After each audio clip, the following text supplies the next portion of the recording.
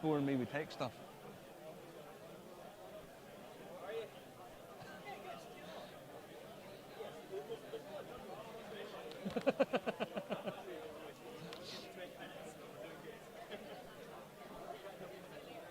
Is it on? Is that on us? Alright. I'm on the page. Right.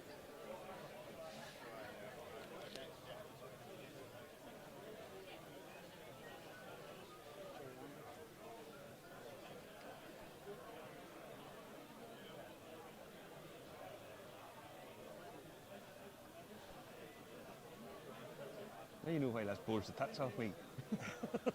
We need to try it. Hold on. One live. Here we go. Right. So we are live. Ish. It's as well you know you don't buy these gadgets professionally, Ryan, isn't it? We're not live. There's a big delay, Ryan. That's why you can't hear us. Yes. Yes. Right. It's called latency. Here we Oh are. my good God. This is what happens when you work with semi-professionals. Hello folks, how are you getting on? We're not even actually in Ireland.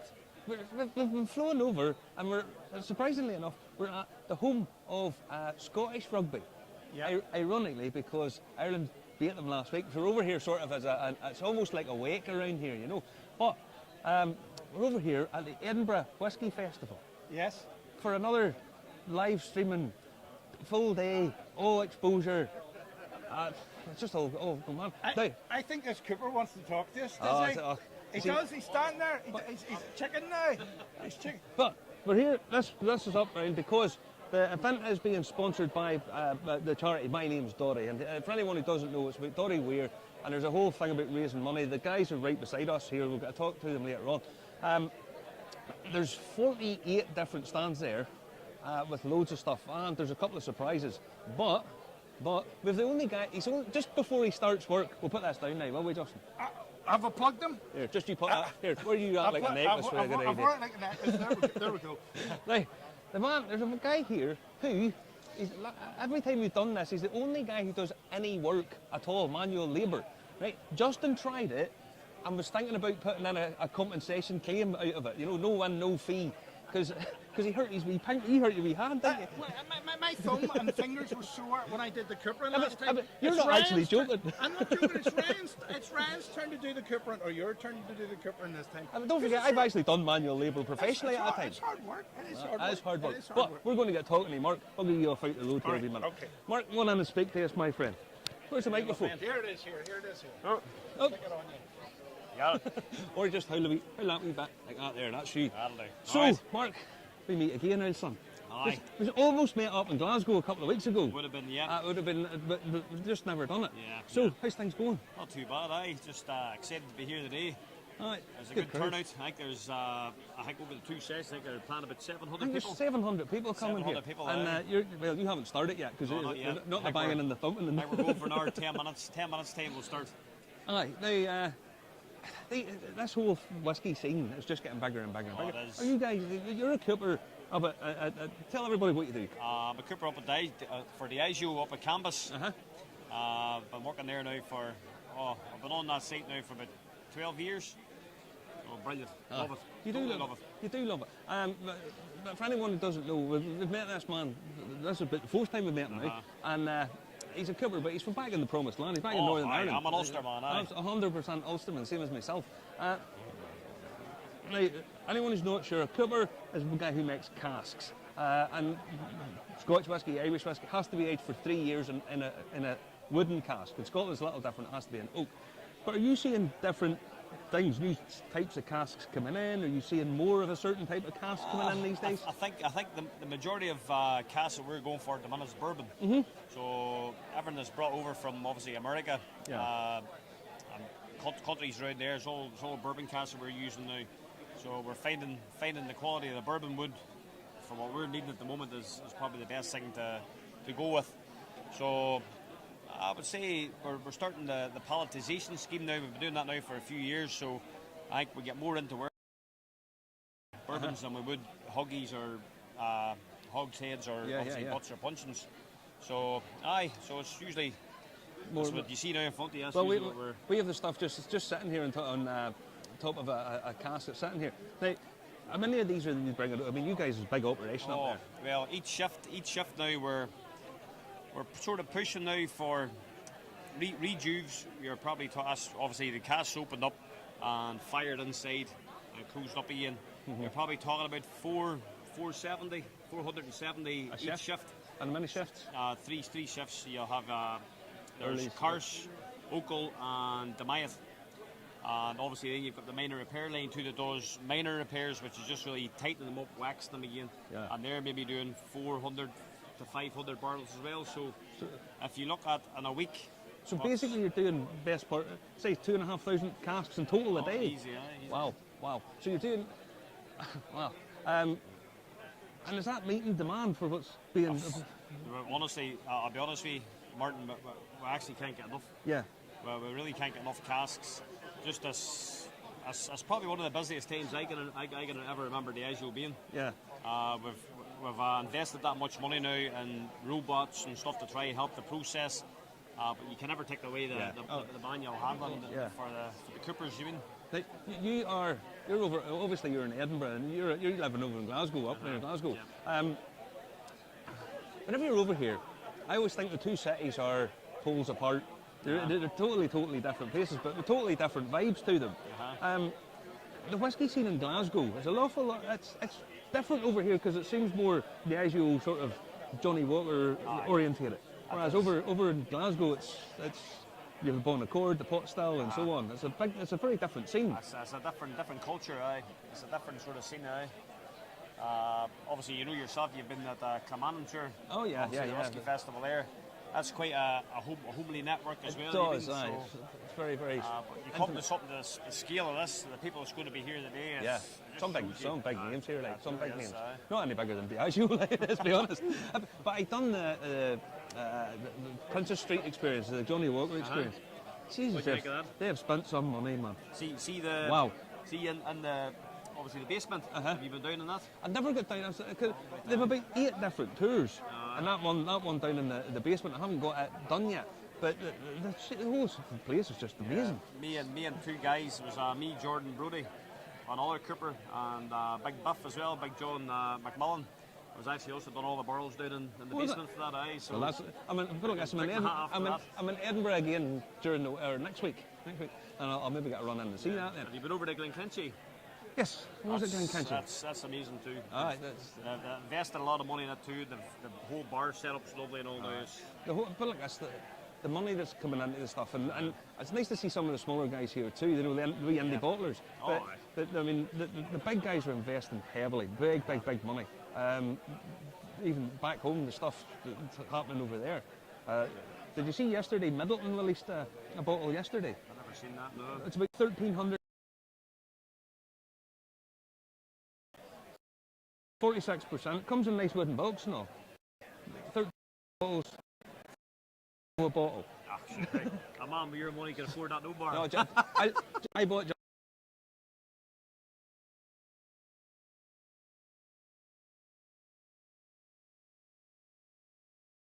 Everything sold out.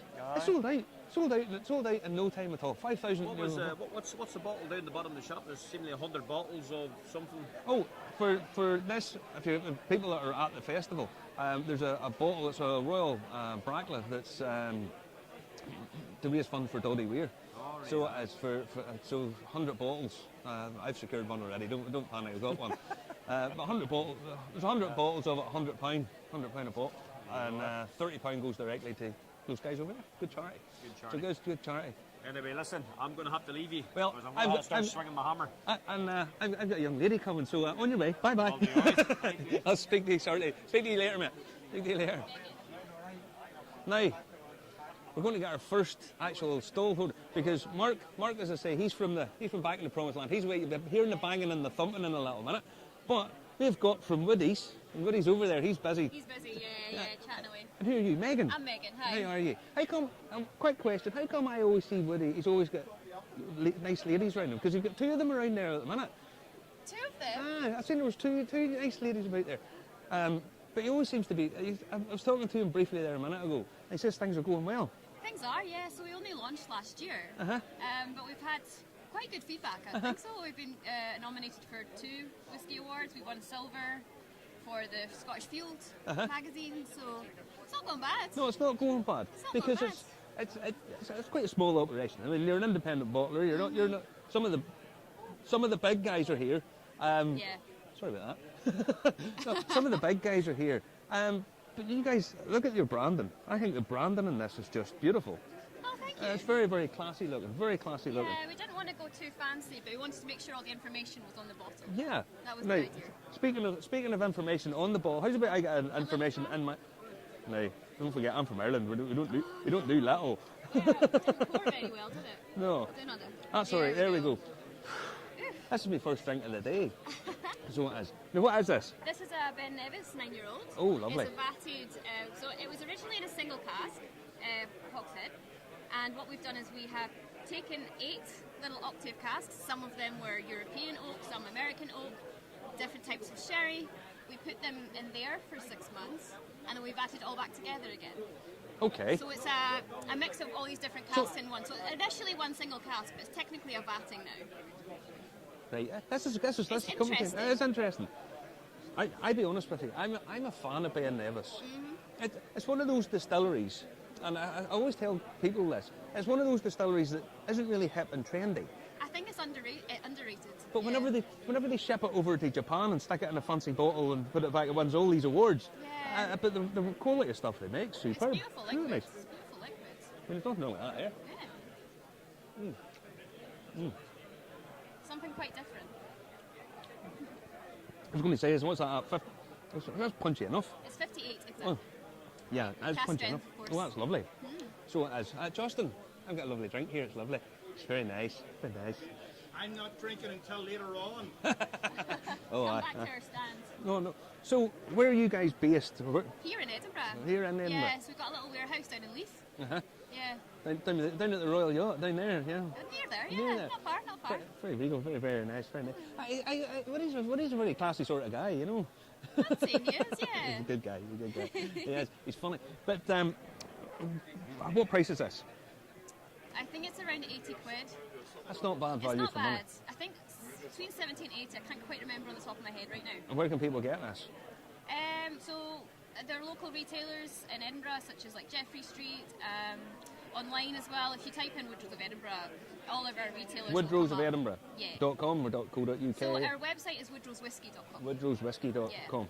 But we sell through our retailers. Honestly, I mean, that for being probably needs a little water if I'm honest, just to pull it a little bit I down. personally like it. Oh no, you could drink that fiery, but yeah. I can give a glint in your eye there. There's a bit of fire there, but no, that's that's complex. It's a very complex dram, yeah. You know, yeah, I would need a little bit of water in that just to pull it down and probably open it a little bit. But More there's flavours nothing. will come out. Yeah, there's nothing wrong with that. Like, So what other stuff have you in your range? Oh, we have, our light sort of space-sidey stuff like our Manickmore, which recently got the Silver Award in Scottish Field magazine. So that's one of my favourites. But my favourite bottling that we've got at the moment is the Kalila Palo Cotado, 10-year-old. It's like, for me, it's like smoked meat with like teriyaki sauce in a dram, you know. You see that umami stuff? Yeah. I tried. I recently tried a very big launch of umami. Oh, okay. It was £300-something a bottle. Oof. Yeah. Okay, Right? no, our Kalila is about £70 a bottle. Aye. smoked meat. That sounds really nice, actually. I like it. It's my Yeah. favourite that we have. Aye. Obviously, everyone's got their own taste. Of course. But so how many different brands do you have? How many different bottlings do you have? At the moment, we have about 10 to 15, roughly. It's hard to remember because some we've just sold out of. We got 2 new coming out last month. So yeah, I have to count on my head. So you're busy. Well, yeah. I'm sure it's the best way to be. Busy, yeah. And what do you think of this? This is a bit different from the Aloha up in Clackmannshire. It's a bit bigger, isn't it? It is, yeah. It's just early days at the moment. We only started half an hour ago, but it's vibing already. Oh yeah. People are very friendly. It's a good atmosphere. It is, but I mean, Graham and Serena that run do these things. I have to say, I know it's on a bigger scale, but they just do a really nice job, you know. They do. They put all the extra touches in. Like we came in this morning, they had little bags of Haribos on everyone's I know, table. yeah. You know, it's those little touches that It are does, just it's really nice. But they do get these kind of things, and I hear Mark starting down here banging and thumping. But that's him doing his coopering again. But what's your background? Because I've talked to Woody before, but what's your background? So my background is I was a neuroscientist for about 10 years. I know somebody you can work on here, just if you have a quiet minute or two.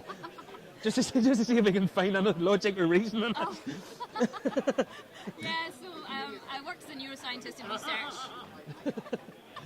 See what I mean, It was folks? a bit delayed, wasn't I it? was a bit delayed with that, actually. Go on, so you're a neuroscientist.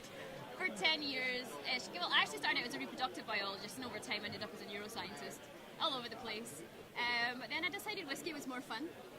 Possibly. And All depends, you know, whatever rocks your word like. I could spend my life in a lab, in a boxed in, pipetting, or I could be drinking whiskey. It's no question, really. Listen, I think that's an absolutely great career choice. Superb. Now, just whenever we're on the topic of Justin's brain here, or lack of it sometimes, is there anything I could do to sort of mitigate getting Justin normalised into society? Is there an operation we can perform? To be fair, I grew brains in the lab. You grew brains? Oh, little, like, they're called brain organoids. You were growing brains? Listen, what we call To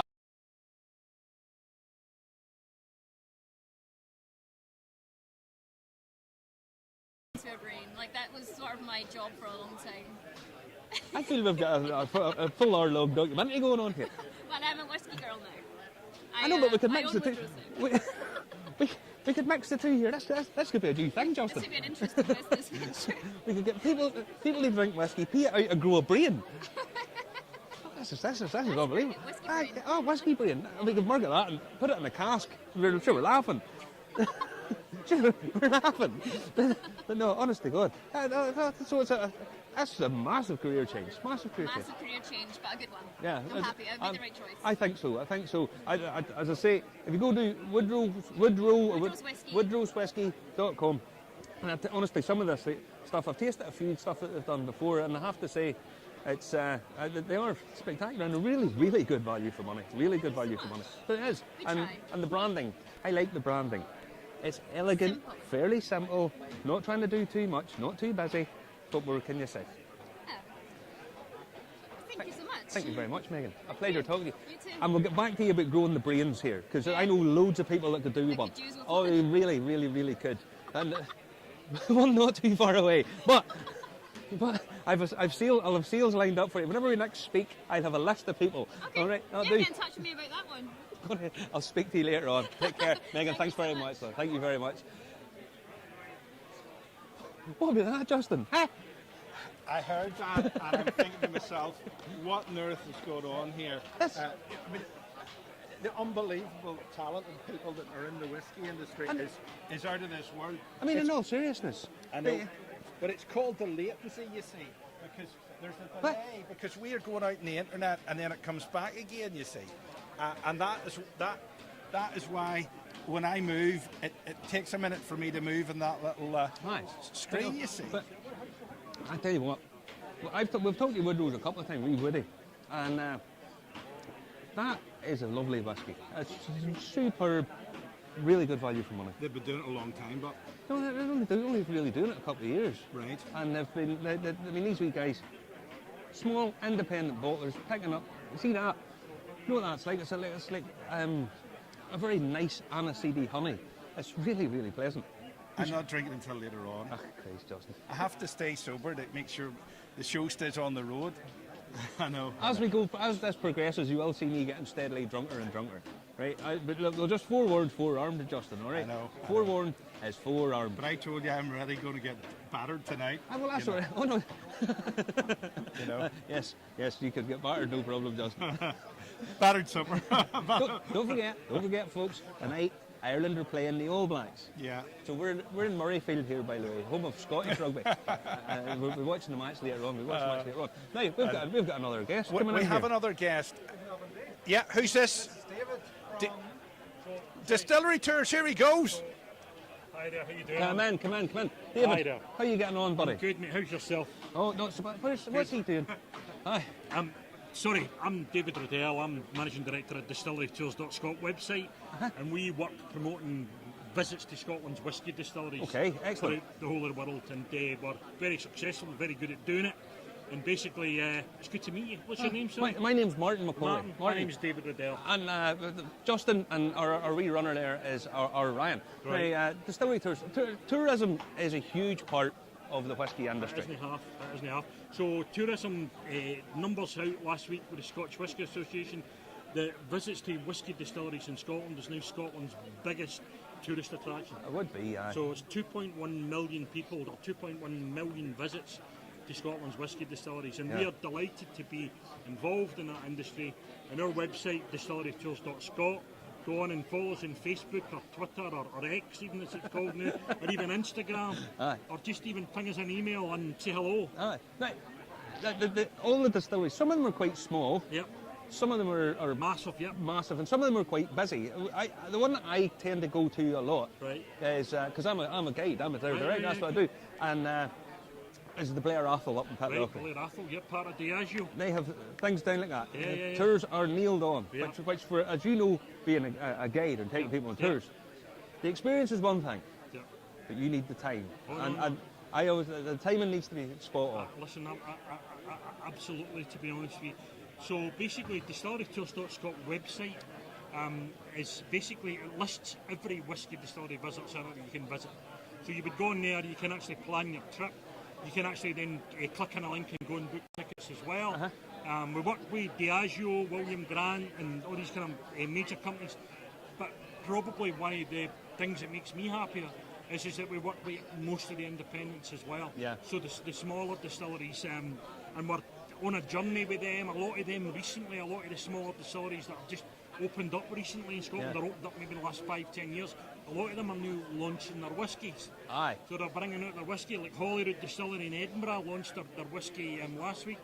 Isla Harris Distillery launched their whiskey 2 weeks ago. Yeah, that's right. Yeah. So there's kind of all these things. So I mean, it's all happening in Scotland, with Scotland's whisky distilleries, and it's obviously I'm a proud Scot. It's I know there's major tourism happening in Ireland now as well, with regards to visits to distilleries.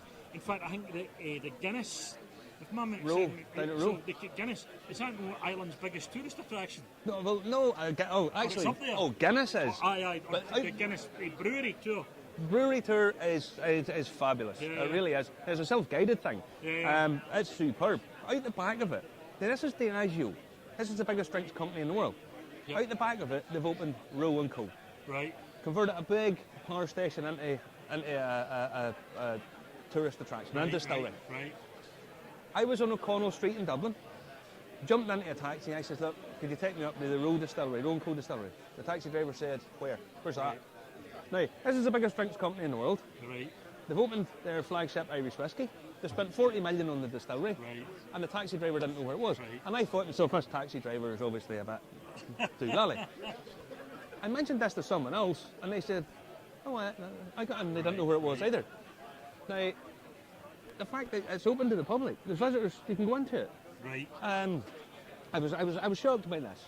Now, do you have a plan to do maybe some of the stuff in Ireland? Well, do you know, it's actually quite funny you should say that, to be honest with you, because we are actually, we do own the domain name distillerytoursireland.com, I think, just in case somebody says, no, you don't, if you own that. Right, so, I roughly, apologise. thereabouts. Roughly, one of the connotations, to be honest with you. So basically, we're actually looking at that just now. And it would be great to talk to you about that as absolutely. well. No bother at all. It's promoting people to come from all over the world to visit Ireland, to visit distilleries. Well, the thing is, you know yourself, if you've been to a distillery, if you've seen and maybe met somebody that's there, you've seen where it's located, you've maybe stayed beside it, you buy a bottle.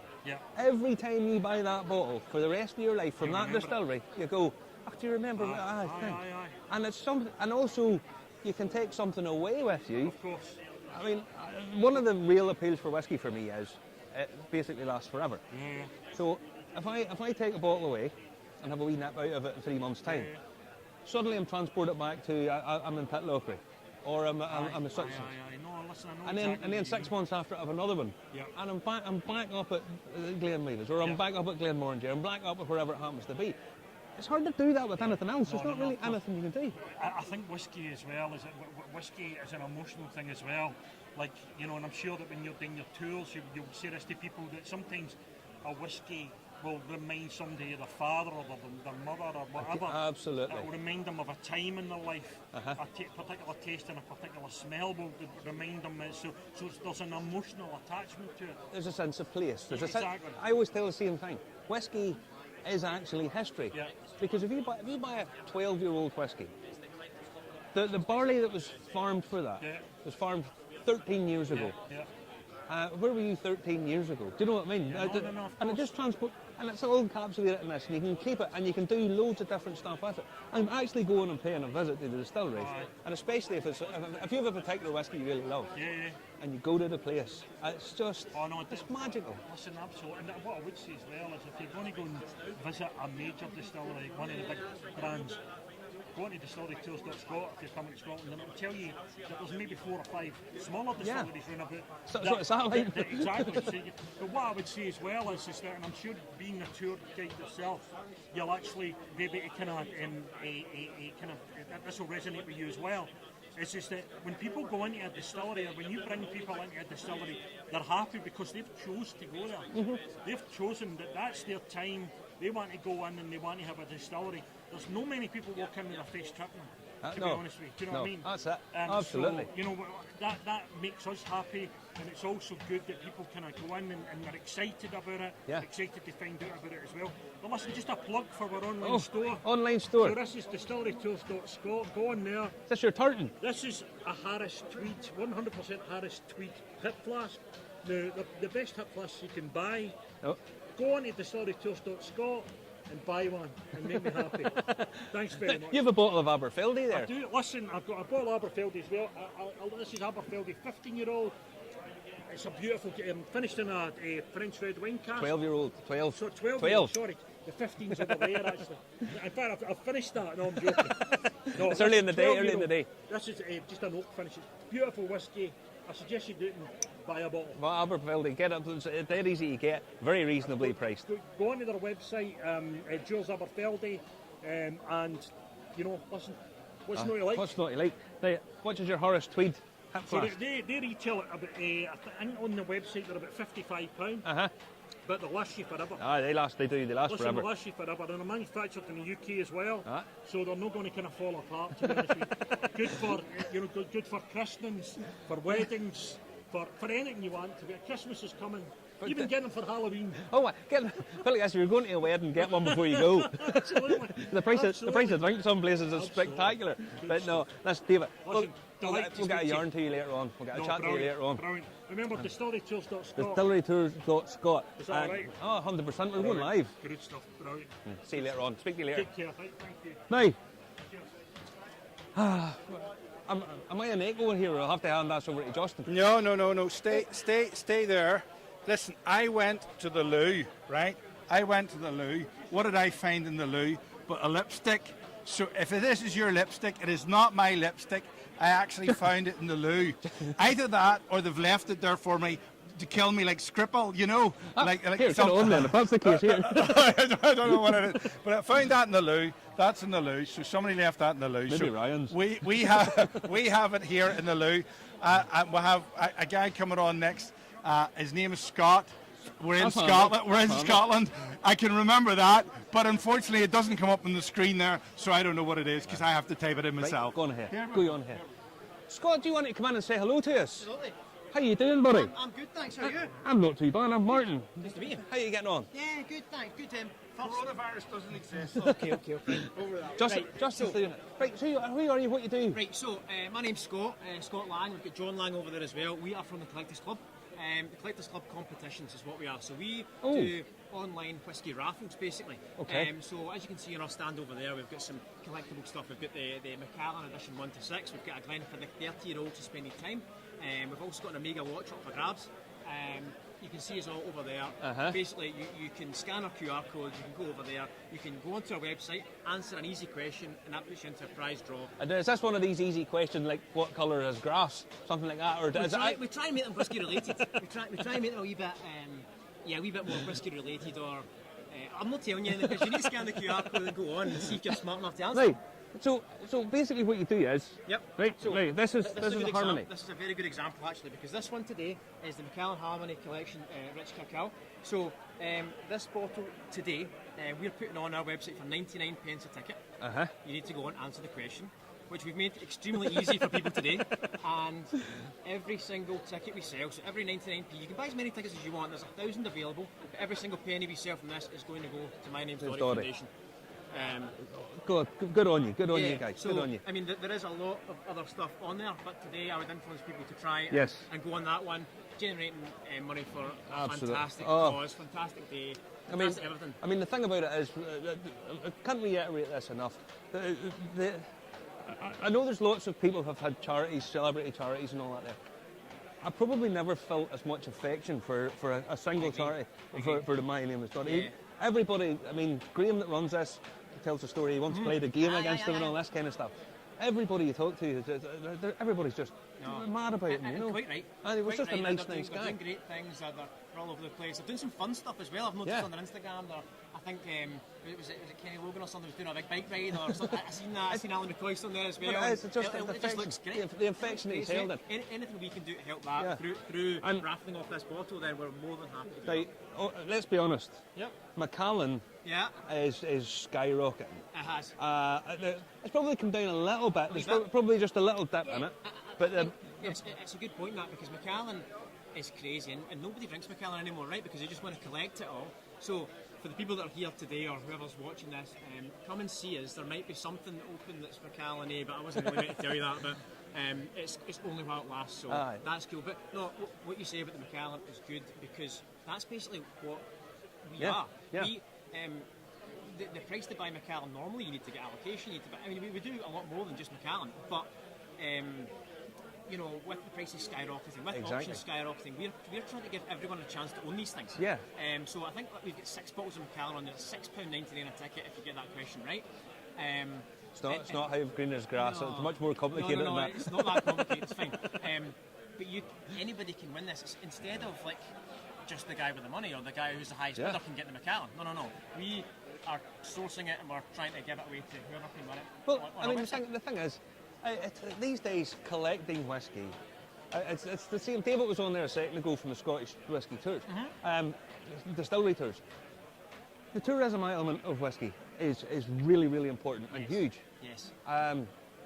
But collecting is every bit as big these days. Yeah, the thing is as well, I mean, we are called the Collectors Club because we specialise in old rare collectible whiskey, but we probably made the name a little bit too early, because we actually, not influence, but I mean, if you won a set of 6 Macallans for £7 as opposed to 5-6 grand, then there's a temptation to, you know, enjoy it.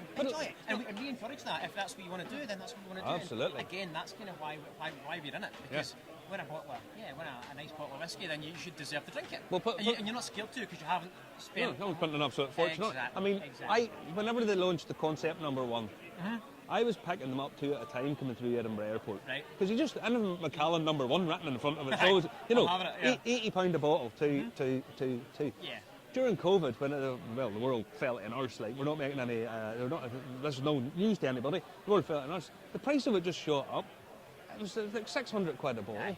And I was just flogging them off. Yeah. And I was like, that's money for old rope. And to be honest, it was a bit of a lifeline for me, if I'm honest, because there was no money coming in. And the fact that I had sort of bought those, it was just, in some ways, just sheer luck, but not luck. You make your own luck, really. But if I'd have thought the chance of owning a bottle of Macallan for the set of 6 for £7 a ticket. £7 a ticket. That's it. And we've got some other stuff on there as well. We're doing an Isla trip, so this is going to be fun. We in February, I think it's February the 16th is the date of the trip. So that one's £9.99 a ticket. But for that, you get a full weekend, all expenses paid, trip to Isla, 2 distillery warehouse tastings. you get a bottle of whatever we can find over there that we'll buy for you. You get accommodation at the Macquarie Hotel, 4-star accommodation. Bring your golf clubs. But yeah, that's what we're all about right now, and we're really happy to be here. We're really happy that Graham and Serena have got us down. We've only been trading 6 months. 6 months. Aye. So it's a little bit surreal and a little bit. We're usually on the other side of these things and trying to get in with you and trying to do all this and trying to stuff, you know. Well, the thing is, here and we've got some nice signs made. They're nice, aren't they? oh, The biggest ones here. They've put up stands over there. But honestly, I mean, there's some big hitters here, some big names here. I mean, we definitely feel like we're at the deep end, but that's the way we like it. well, that's it. That's You the know, way we like the whiskey world's never that big. People think it's a big industry, but And I tell you what, see coming from what I used to do to what I do now in the whiskey industry, what a difference. It's so friendly. Everyone likes to help you. Everyone's so happy and brilliant. We all love each other. what is your background? I'm an electrician to trade. Okay. He went to work in heavy industrial electrical construction, building power stations. I did that working all over the country and sometimes abroad for the past 10 to 12 years. That's fair enough. The last girl that was on here, she was growing brains. She used to grow. Sparky, mate. I was telling her I've an absolutely cracking business opportunity for growing brains. Aye. Yeah, Sparky, yeah. It's impressive enough and very worthwhile. Aye, But never say never. I'm not saying I won't never wire up a light or a plug ever again. But yeah, let's give this a go. I mean, I think it's a good little concept. well, the difference with whiskey is people are just naturally very friendly. Absolutely. And in Ireland it's slightly different because it's that small. They're trying to find their feet. Right. In Scotland, they're that big that they're really, really confident, you know. So in Ireland, it's quite small and everybody sort of knows each other and so on and so forth. Whereas in Scotland, everybody sort of knows each other because, well, they've this massive industry, Correct. you know. Correct. And Yeah, it's really, really what you say interesting. is, I like the way that, from what I've seen anyway, that distilleries or different brands, I'm not saying they help each other, but they appreciate what each other do. Well, and yeah. this is great. From what I can see anyway, I think it's fantastic. Yeah, I think it's really, really fantastic. Good company, good people, great festival. I mean, this is amazing. Yeah. And I mean the venue, albeit that Scotland are out of the rugby. Not to rub salt in the wind, like they're out of the rugby. Ireland's playing tonight. In case you hadn't heard, we beat you last week. Is that how we got Murrayfield? Because we're not playing anymore. Oh, it wasn't being used. I mean, they're not playing right now. No. But it's, what a venue. I mean, it's a superb venue. It's dead handy to get to, iconic. The whole thing's really cool. Really cool. No, it's awesome. And there's 700 tickets sold for this today, which is huge support. John and I have just actually joked because it's our first one and we're a little bit young and naive. We might actually have to go and buy a couple of bottles for the afternoon session. I don't think we've brought enough whiskey, but that's not to say don't get some drams off of us. We've got some Well, nice look, there's some people here have lots of nice stuff, so you can just go. we'll We'll definitely- promote that for you. Yeah, But, we'll definitely invest in it, and we'll. So what? Is there any raffle tickets for Irish stuff? Is there any Irish stuff? Not you yet, know? but there could be. Well, put it like this: there was a bottle sold yesterday, and I still cannot get my head around this. It's a Middleton Very Rare. Okay. 1,350 bottles, something like that. Non-age statement, 46%. Blend, bourbon cask, finished in French oak, Right. and from a particular place in France. Comes in a nice blue bottle, wooden box. How much? Oh. If you said £1,000, I'd think you were mad. Yeah. Yeah? Cheaper. No. €5,000 a bottle. Aye. £4,400 a bottle. Wow. Sold out like that. Yeah, I bet. And you're like, this is mental. It's Yeah. mental. But it is what it is, you know. So, But so what you're saying is you want me to get a hold of one and stick it on my site for $3.99? if you get it for if I can get a ticket for $3.99, I'll buy a few of them. That'll be no problem. And you know, that's funny. we are actually doing that because we do the way we draw things. Every week we do a live stream on Facebook and we draw the winners, and then of course we replenish the stock. But when we get kind of interact with this kind of small community that we started building, actively we'll ask people, what do you want on the site next? Oh, what aye. do you want to see? And that's why we've got Yamazaki over there. We're getting a bit of stick for having Japanese stuff out right now, but Right.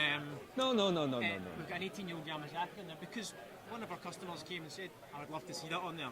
I don't know if he's bought tickets for it yet, right enough, but It's hard to get. Aye. Well, put it like this. We're only after having a wee Ben Nevis there. Wee Ben Nevis whiskey from Woodies. And, well, I just said to wee Megan, she's the one that goes brains, by the way. new one on me. But Ben Nevis is not the trendiest distillery in the world.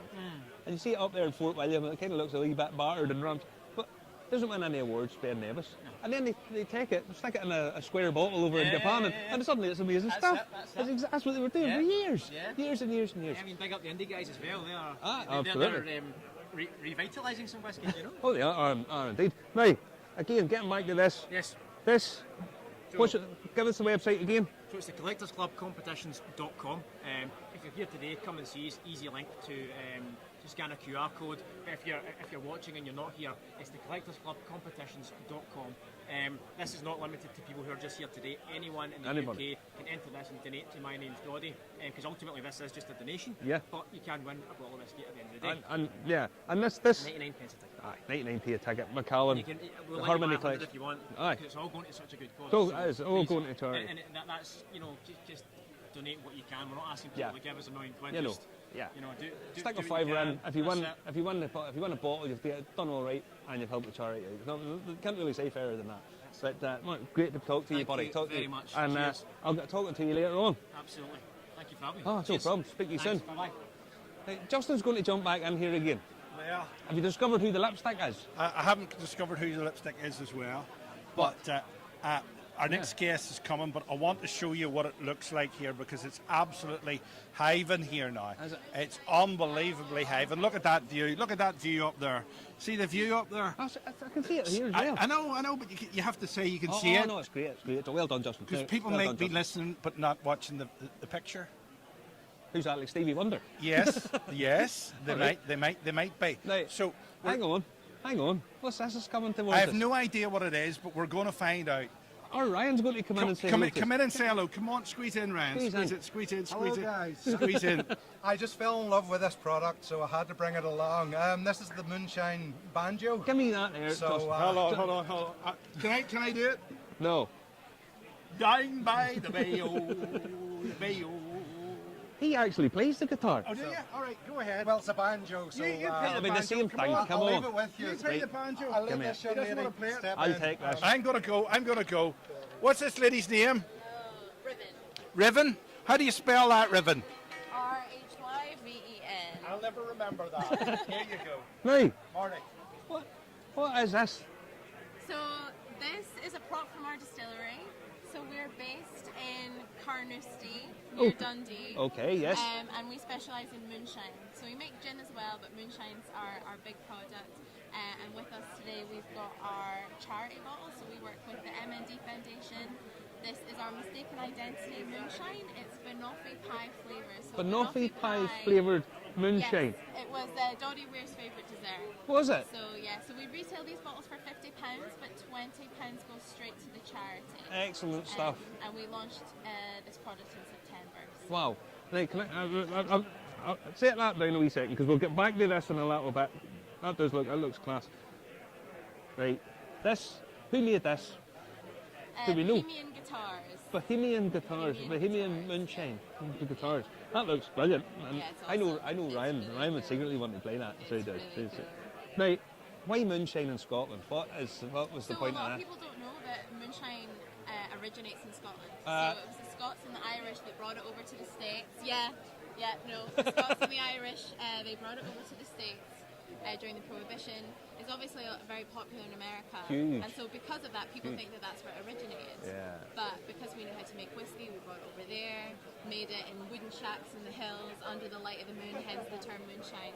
Well, the thing is, they were making what is moonshine in Scotland long before people were doing single malts and all that kind of stuff. It's a much bigger tradition than So people think. our most common question is what moonshine is. So it's basically just a raw spirit. So ours is a grain spirit. We take that and we turn it into kind of the flavours that we want to showcase. So our core flavours are clootie, dumpling and cranachan. So both traditional Scottish desserts. We went for those Served in the back of a wee Scotty dog and a wee boy in a kilt. Exactly. The guys do wear kilts. So we've got 3 owners. They spent a lot of time, Campbell spent a lot of time in the States, and that's where it comes from. So if you come into our distillery, hence the banjo, it's like a moonshine village. So it's wooden shacks, and it's really, really cool, and it's a really good time. AC/DC blasting on the radio, it's really good fun. You're selling this Something to me, you're different. selling this to me. It's something really different. Yeah. So, yeah, Hey, we love it. And the thing about it is, people sometimes associate unaged spirit, Yes. which essentially a moonshine is. Yeah, Essentially, it's an absolutely, unaged spirit. 100%, yeah. And they reckon that it doesn't have the complexity or stuff of an aged single malt. And it probably doesn't, but it's not trying to do that. It's trying to do something a little bit different. Yeah. But you can get lots of flavour in it. Definitely. So that's why we like it, because there's no rules. You can do whatever you want. So when we say clootie dumpling, it genuinely tastes exactly like a clootie dumpling in a glass. So we add raisins, sultana, cinnamon, there's golden syrup in there, and you really taste the clootie dumpling. And that's what we love about it. You know, we can really do whatever we want. Our banoffee pie one, it tastes exactly like a banoffee pie. And we love that. And even though it's a moonshine, it's incredibly smooth. That's the main feedback we get, is how smooth it is considering it's moonshine. Well, the one thing I will say, I spend a fair bit of time in the States now. Yes. And if you walk into Total Wine or Specs or some of these other, I mean, the massive off-license or liquor stores for those of you in America, you get a massive amount of American spirits. Then you'll get Scotch will have half an aisle or maybe a third of an aisle. Then there's a little bit of Irish, a little bit of other stuff, and then the moonshine appears. Yeah. And there's as much moonshine being sold over there as Scotch. It's huge. Massive. Massive. It's massive. So that's another reason why we've gone towards the traditional Scotch desserts, because you know you get flavours like apple pie and stuff like that, and they've been making it so long that we're never going to compete with that. No. You know, they're the best, whereas they've never made a clootie dumpling moonshine. So that's where we kind of come in and we're like, this is something totally I'm thinking different. trying to explain this to people from the States could be quite difficult. Yes. Yeah. Yes. So I always say if we've had an English Christmas pudding, it's very, very similar. Yeah. The only ingredient that we don't add to our clootie moonshine is the suet. I don't think that would be very nice, but kind of everything else is we really stay true to what we're trying to Right. showcase. If mistaken identity moonshine, Yes. Angus Alchemy. And what do you say? This banoffee pie moonshine. Pie moonshine. There's a QR code there, guys, by the way. Hopefully you can see that. In case you wanted to nip on and try a bottle of this. Why the giraffe? So he was known as the giraffe. Oh, God, yeah. So- Sorry. Yeah. Sorry. Yes. And all the tartan and whatnot. How many bottles of this is it? It's limited edition. So this one isn't limited edition. We want to continue supporting the charity Okay. for as long as possible. Cool. So it's not a limited edition bottle, but £20 does go direct to the Yeah. charity. So And along that- with the that's donation, super. you're also getting a bottle of awesome moonshine. as Excellent. well. And how many different ones have you in your range? You've So got cookie we dumpling, have Flanagan. clootie dumpling, Cranakin, we have chippy, which is Biscoff flavoured, we have motor moonshine, which is honey berries, we've got lemon cream, and those are our main flavours for the moonshine, and then we have gin as well. So And what type of still are you doing it? Is it in a pot still or a column still? It's a column still. A column still. Still, yeah. Do you pull it out? And is it made with cereal? Is it barley, or are you just? It's a neutral grain syrup. Oh, so you're pulling it through. So it's kind of in some ways like a gin. Yeah. It's kind of like a Yeah, sort of like a gin. So basically gin without the juniper, really. yeah, which I don't like juniper Yeah, berries. no. Yeah. So Not that fun. another thing is that you don't have to gin. A lot I find they all can taste the same because juniper is the main. It's supposed to kind of be, yeah. component, exactly. Whereas the moonshine, it's not like that. So No, moonshine. You can get really, really different flavours in it. And I mean, in the States, it is huge. It's just enormous. I mean, the guy David was here from the Scottish Distillery Tours, and he said that they released the figures yesterday. 2.1 million visitors to Scottish distilleries. Last year, was it last year or the year before? There was 2.5 million distilleries just to the Sugarlands Distillery in Tennessee. I mean, that's enormous figures. I have a secret hero of mine. It's not really that much a secret hero. I absolutely love him. There's a moonshiner called Popcorn Sutton. Do you know who I'm talking about? No. okay. If you ever see, that's a true story about Popcorn Sutton. He got caught with thousands of gallons of untaxed moonshine. And the cop that arrested him says, "You're for jail, Popcorn." And Popcorn says, "I'm telling you now, I'll not spend one night in jail." He says, "Oh, you will." Goes to court. 2009 this happened, and that's not long ago. No. 2009. Goes to court, gets sentenced to 5 years. And the cop says, "I told you, Popcorn. I told you you were going to go to jail." He says, "And I told you I'm not going to spend one night." You know what Popcorn done? Gassed himself. So he was true to his word. You know what it says on his gravestone? Popcorn Sutton says, "E." Ah, yes. And that's the kind of style you need with moonshine. Definitely, That's the kind of thing you need with moonshine. But yeah, so this is Mistaken Identity. £20 of this goes to Dory. My name's Dory, the charity. And can we buy these here, by the way? Because I know a couple of people would be interested in these. I don't have them today, but the company we get them from is called Bohemian Guitars. Bohemian Guitars. And you get that. Yes, Yeah. that is about the most redneck thing ever. It is awesome. It is awesome. That's how we lure people in once we show off the banjo. Yeah, So. it's well done, well done. And you can go on. What's the website? AngusAlchemy.com. AngusAlchemy.com. Excellent. Take care. I'll speak to you later so on. much. Take care. You better take that with you. Yeah. Because I will keep those. I will keep those, by the way. Thanks so much. Oh, guess who we're going to get speaking to now, Justinian? Oh, it's calmed down. It's calmed down now. Has it? So yeah, I bet for the launch, the main lady herself is here. Come on in. Come on in. Come on in. Right. She's in heels again. She hasn't learned from last year. Come on in a bit closer. Absolutely not. No, you're in heels again, Serena. Well, I told you, Marty, Murrayfield deserves heels. Well, okay. Pay my respects. Yes, this is it. Even though Scotland got beat last week. Right, okay, pipe down I've with mentioned that. that about 25 times. It hasn't gone down as well as I had hoped. No, you must be pleased with the turnout. Oh, absolutely delighted. Total sellout. Total sellout, 100 over the sellout. Actually, what we done was we had capped the tickets at 600 originally, and we had so much interest, which ultimately really benefits not only us but the foundation as well, you know, and the platform that we're trying to create for the foundation. So what we thought was like, we'll come back, we'll have a visit and see what we think about firing out another 100 tickets if we can fit them in. And you know what, we've done it's spot on. So 350 for this session, 350 for next, and we're jamming. So I know it's been great. Nobody's rubbing shoulders, but it's not empty. You know, it's a nice balance. Oh, yeah. You see all the exhibitors chit-chatting, and that's exactly what we wanted. And you see, I mean, again, I've said this to a few people. You've got some of the biggest names in the industry really here, along with some of the wee guys. I mean, Moonshine Distillery up in Carnoustie. You know, it's a tiny wee thing. But I mean, and those guys, obviously, £10 of every sale, I believe it's £10 goes to the foundation as well. I know. So that's another thing. It's like it's absolutely. It's lovely that those people have approached us and kind of networked a lot with the Kenny Logan sports marketing. Yeah. And we've made those connections, and they've been so eager to come as well. It's just been lovely. Well, the thing is, you couldn't really ask for a better location, if I'm honest, because it's dead handy coming from the airport, dead handy coming out in the tram. You get there, it just stops, you walk down in. It is a superb location, and it can accommodate a decent crowd too. You know.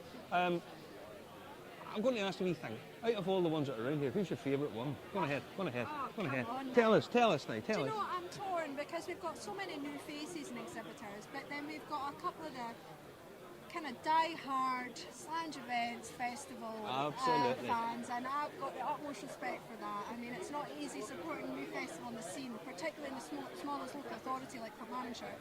So, you know, I don't know. I'm delighted to have Pernod Ricard here. Obviously, for obvious reasons. Jamie Sons.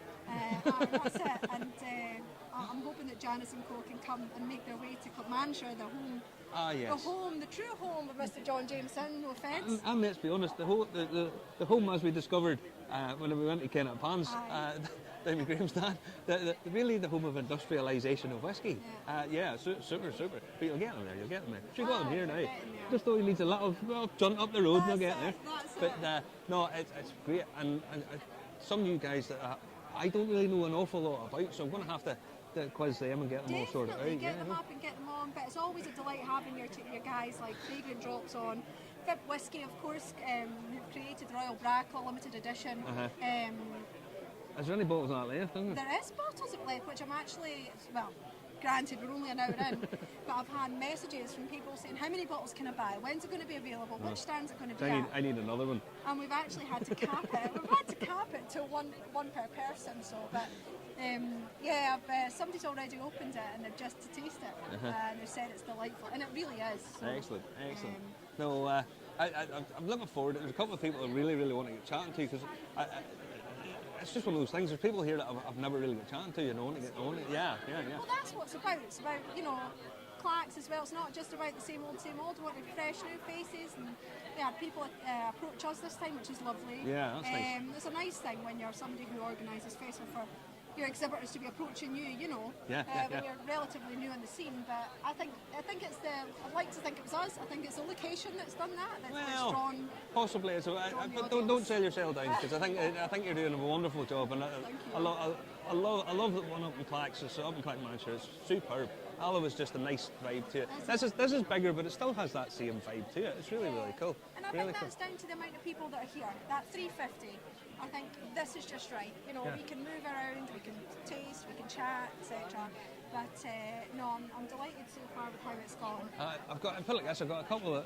I actually run into a couple of old friends that pop over. They're from Scotland, but they pop over to the Belfast Whisky Week. I run into them. What are you doing here? That's fabulous. Oh, it is. But it's Whisky World's not that big. It's the Whisky World. That's the whisky community.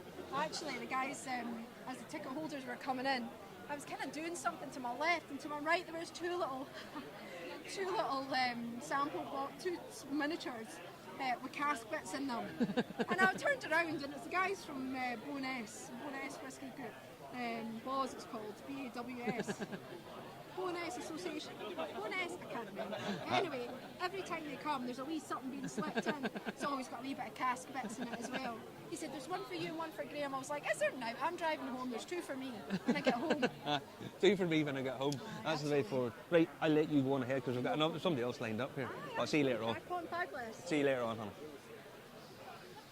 Who have we got now, Justin? Well, believe it or not, we have somebody from a place that you will want to go to. You have been. Is it the Moon? No. You've been to the. Is it your bank account? No. Your safety deposit box? No. It's Edinburgh Whisky Academy. It's Heather from Edinburgh Whisky Academy. You know? And yes. You educated people. You would like to send me there's some smart people here. Hang on, the brain surgeon. We had. She grows brains, not even a brain. She grows brains. What was the other guy's job before he got into whiskey? He was only a spark. He was only pretty impressive nonetheless. Yeah, we like these kind of things. I like all this. I know. But I'll be wasted on you, son, because I've been doing this for 3.5 years, and you have learned bugger all about whiskey. I can tell you, Edinburgh Whisky Academy, I know one thing, it's located in Edinburgh. That's where we are live today. Remember to comment, like, and share whatever platform you're on. Tag your friends. Watch away. We are live. You can ask us questions, but we're not going to answer them because it's far too busy to do that. Heather, come on in. Heather. How are you, Heather? I'm Martin. Hello, How are you? Keeping okay? all right? Whoop, Yeah. hang on. Now, Edinburgh Whisky Academy. The idea, right, for anyone who doesn't know, what is it you do? Justin keeps pushing people here, by the way. What is it you guys do? So Edinburgh Whisky Academy was founded in 2015 as a provider of brand neutral whisky courses in Scotch whisky, Irish whisky and gin. Yeah. So we're approved by the Scottish Qualifications Authority, the only approved centre for whisky and gin. Yes. So yeah, it's a way of offering quality education for people in front-facing, like public-facing roles in the industry, and also just enthusiasts. Enthusiasts. Now you run a whole range of courses. Lots and lots of different things. Yeah. What's your entry level course? What's the entry level thing? Yeah, so we offer a certificate in Scotch whisky, which is the way to start basically if you're a beginner or you're just an enthusiast. That's over 9 modules, so it takes you right through the history and business, through the production process, raw materials, production process, and then we look at batch and grain distillation, maturation, right through to bottling and blending. And can this be done online? Yeah, so the certificate courses are 100% online, and they're all theory-based, so you don't need to have sample kits or anything, and you can just do it in your own time. So that's the entry level one. Yeah. They go up, and they go up until real top level. Right? We'll jump to the top. We'll just miss the middle, that goes straight to the top. What's the top level? So the real deep dive is the diploma in single malt whisky course, and that's it's the technical depth really of the material that is the difference. So this is all protein matrices and all this kind of stuff. Yes. None of the content is repeated. So for the certificate in Scotch whisky is a great place to start and then progress to the diploma. Like you won't go over the same things again. Yeah. But it's just the level of detail. So you're probably looking about 16 to 20 hours of material if you choose to study online, or you can do it in person over 2 days. But there is some pre-reading involved as well. And if they're doing it in person, they come to the academy. Where is the academy located? So we offer courses at Arniston House, which is just about half an hour south of Edinburgh, near Gullbridge. But we're also taking them out into distilleries. So next year we're hosting our first one at the Portableek Distillery. Okay, yeah. Upside down distillery. Yeah, that's cool. So you can study with us in person there as well. With more dates to be added. Yeah, that'll be cool. Yeah, we happen to know a guy who I think he still tutors up there, Vic Cameron. Yeah, so Vic- he's our teacher for the whisky diploma and the certificate in Scotch whisky. I did a course with him. It wasn't with the academy, it was another. It was whenever he was doing it up He at gets about. the University of the Highlands and Islands. I done it with him for that. A fabulous teacher. Yeah. And there's not much he doesn't know. Yeah. Yeah. But he's really engaging, and that's a good thing about the material. Even online, it's full of videos, so you really feel like you are being guided through the material. And like you say, Vic's a great teacher. He's so knowledgeable. He is. He's very and knowledgeable. he's very good at getting you to pass the test. Well, that's always handy. You know what you need to learn. No, he's just a really, really nice guy, and his knowledge, his breadth of knowledge is superb. And he's also a pastor as well. He's also the whisky minister. Yeah. Yeah. And that's another key differentiator about our courses is that all the teachers are of ex-industry, so everybody who teaches or contributes to the course. He was 35 years working, wasn't he? Yeah, he worked for. He doesn't look that old, to be quite honest with you, does he? He's aged well. Whiskey does wonders for him. Oh, it preserves him. Now, your background, I'm asking everybody today, because lots of people are sort of new. Do you teach yourself, or your background So whisky? my role with Edinburgh Whisky Academy is digital marketing manager. So I've been with the company about 4 years now. And look after the website, so the platform that the courses are hosted, but also just emails, social media, and letting people know about the courses. Yeah. In terms of price, cost-wise, because I know the top end thing, that's real business industry stuff, and that comes at a premium. Entry level course, what is it? Yeah, so the certificates are £120, and like I say, there's about 8 to 10 hours of material probably there. We also offer smaller modules, like bite size, if you like, focus on flavour and wake up your whisky nose, and they're £25 each. I mean, coming up to Christmas, if people, there's loads of people I meet now that are getting into whiskey, because I was talking to a guy yesterday who had just done a distillery tour, and he says, I took the odd whiskey here and there. Never really liked it all that much, wouldn't order it in a bar, but if there was a bottle I would have a drink of it. And then I'd done the distillery tour, and before they'd done it, the guy said, listen, when we come round they've got a choice of 5 whiskies, go for these 3, that's the 3 you get, right? So anyway, he says the one that was a 12-year-old, he says, I'd never tasted a whiskey that was like that good before. He says, and then he started quizzing me about all the differences in whiskey. So, something like your product, a whiskey, how to appreciate a whiskey, £25, being led by industry experts, and I assure you there's nobody any more expert than Vic Cameron. It's a great Christmas present or a birthday present or something. Yeah, it is. And we do offer like lovely gift vouchers, like a physical card that you can give as the gift. But yeah, exactly. It's something else, isn't it? Like whiskey fans, what do you buy them? They've got plenty of whiskey. Normally they do. The good thing about education is that it's non-stop. Like you never reach the top of it. There's always more to learn, whatever your level. I think that's 100% right, because the first one I ever did, of course, you kind of overawed by all this. You always think you're going to make a mistake. You pick up your glass and you go, and you're sitting waiting for somebody else to do, because you're sort of nervous, I'm getting this wrong. And what it does is it gives you a little bit of confidence that you go, I can't really be wrong. Yeah, there's no wrong answer. There is no wrong. So you pick it up and go, well, I like it or I don't. And having somebody hold your hand a little bit on the way down that path is important. And for me, for £25, it's for nothing. And you can study together, so people do with friends, they're both going through the course, but it's also quite nice that you can do it on your own in your own time, and not in private, but you can just take your time with it, take notes and really take it on board. And what would you drink yourself in terms of whiskey? What's your favourite whiskey? Now you've been surrounded by all the, because I know that they have some real classy stuff there. Yeah. So what have you got sneaky into? Oh really? Oh, I just like a good Highland whiskey. Like I really like Edinburgh. Funny, I was up around that direction the other day, and they've no visitor centre open anymore. Oh, really? No, and they're trying to make sure nobody comes in, because there's nothing like keep out everywhere. Oh, wow, I didn't realise. No, I walked up to the distilleries and cut an offering, but Edinburgh straight from the cask. Yeah. No, that's a nice one. That's super stuff. And the Caledonia, like that one as well. Yeah. The straight from the cask, couple of wee drops of water, and it just sings. It's a superb whiskey. I really like it. So you like your sherry bombs then? You like, Also keen to taste the new Isle of Harris. That was released a couple of weeks ago. Yeah. So one of our other teachers is Dr. Gordon Steele, and he was heavily involved as a the whiskey maker. He was the consultant. Yeah, I read that. So your entry level course, £25 for a taster, £90 for the, or £120 for the module, £120 for the certificates, and they progress up. 1,015 for the diploma. 2 day. 1,015 The 2 course day. that Gordon Steele teaches is a 1-day diploma. That's a diploma in the art of tasting whiskey. With his background, it's a lot of the science of whiskey tasting and like aroma, memory, and everything. And that's £495. I know there is lots of these sort of popping up courses. Some, let's just say, their credentials of them might not be of the highest calibre, but the guys that you have, they're industry respected and renowned. I know we mentioned Vic again, there's a couple of guys down here from Ireland that brought him over as a consultant just to check and make sure they were doing everything right. And these are guys that know what they're talking about to start with. So it kind of tells you the level that the Edinburgh Whisky Academy's at. How do they book these things? How do they get them? Yeah, so you can go online. It's just edinburghwhiskeyacademy.com, and they're available to buy. Obviously, the online courses are available instantly. The in-person courses are like dated, obviously, so it's specific dates. But yeah, again, you can just book online.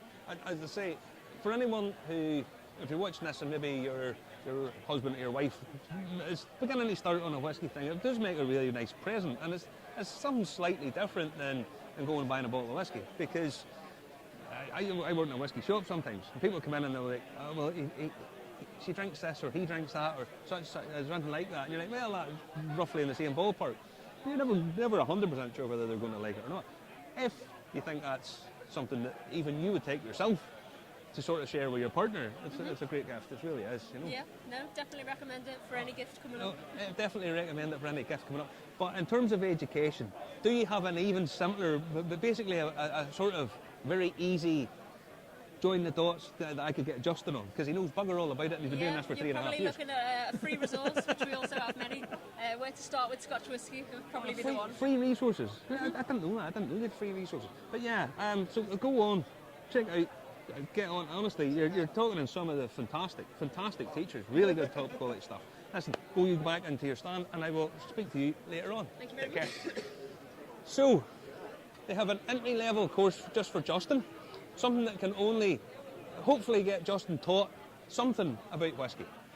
Well, I don't know whether it's ever going to be possible for me ever to learn anything about whiskey. I'm going to say... Because it would ruin the premise of the show then if I knew a bit about whiskey, wouldn't it? A little knowledge is a dangerous thing, Justin. I know that. I'm going to let that. You know, do you want to have a drink? You have a drink I'm going to have a wee Dutch water. While I get ready for the next guy from Trakara. His name is Ryan, and I've said that right, and he's standing by. It's just fantastic in here today. Look at the crowd. Look at the crowd. This is the crowd in the place as we speak at the minute. What live. Crowd? What crowd, Justin? Well, they can see the crowd right. on the TV screen. You have to look that way. The last time you said to me you weren't sure. No. If you look at the screen, you can see it. I see all them hundreds of folk out there. I know that. There's hundreds here, and this is only session 1 of 2. I know. I mean, I don't even know how many people we've interviewed. I'm not already. even 100% sure how many drinks I've had so far either. Is this person number 5 or 6 interview? I don't know. It's number 6. That's not bad. At least I can keep an eye on things, and I don't even have somebody like the BBC to mop my brow. Don't you mention the BBC after what happened this morning? All right, maybe not. But listen, here's the guys next. Make sure you stand where I was standing. Okay. All right, there you go. Now, Ryan from Trakara. Yes. How are you getting on, buddy? My name's Martin. You all right? Nice to meet you. Right. I know nothing about you. I know nothing about you. Well, this is it. What are you guys, what you're doing, and how are you doing it? Yeah, so we're a Scotch whisky independent bottler from Edinburgh. As you've alluded to, our name's Trakara. So that translates from Scottish Gaelic to 3 pillars. And it's a kind of nod, if you like, or a thumbs up to the 3 ingredients of Scotch whisky: water, barley, and yeast. Obviously, you can get a 4th ingredient, colour, but none of our stuff has colour added. We don't want that. No, exactly, don't mention so that. No. Trakara's a kind of 3 foundations of every Scotch whisky. Yeah. So, independent bottler. Yeah. How did you get into doing this? Because I mean, it's quite a daunting thing. Whiskey's not a cheap product to start with, and now you're going to have to. There was a big investment, big risk. I mean, it's probably everyone says this, but it's very much a passion project for myself. Good. So, I started off after university. I started off with an independent bottling whisky company, Scotch Whisky Society, 10 years ago. it's grown from there. Like I was kind of on the panels for them, learned how to kind of like judge and analyse whiskies. Added a few more strings to my bows over the years, and then last year decided to with my business partner Ola, to launch Chikara and our independent bottling brand. Now, in terms of making that leap, big investment. Yep. I'm sure it must have been quite daunting because you need all the licenses and all that stuff. Did you have any experience in doing any of this? Yeah, so I worked in various roles at other companies where, kind of going through the process of getting your WOGA, your license from HMRC, bottling casks for private clients as well as the company I worked for. So I kind of learned the foundations, if you like, of what it takes to do it, and very much built up a network and of people in the industry that I knew would be able to help out and help us with supply and stuff, which is really key, key. There's lots of casks out there, lots of casks getting traded out there, but are they at the right price to then bottle and right quality, right price, make money on and be good as well? Absolutely. Now, passion project.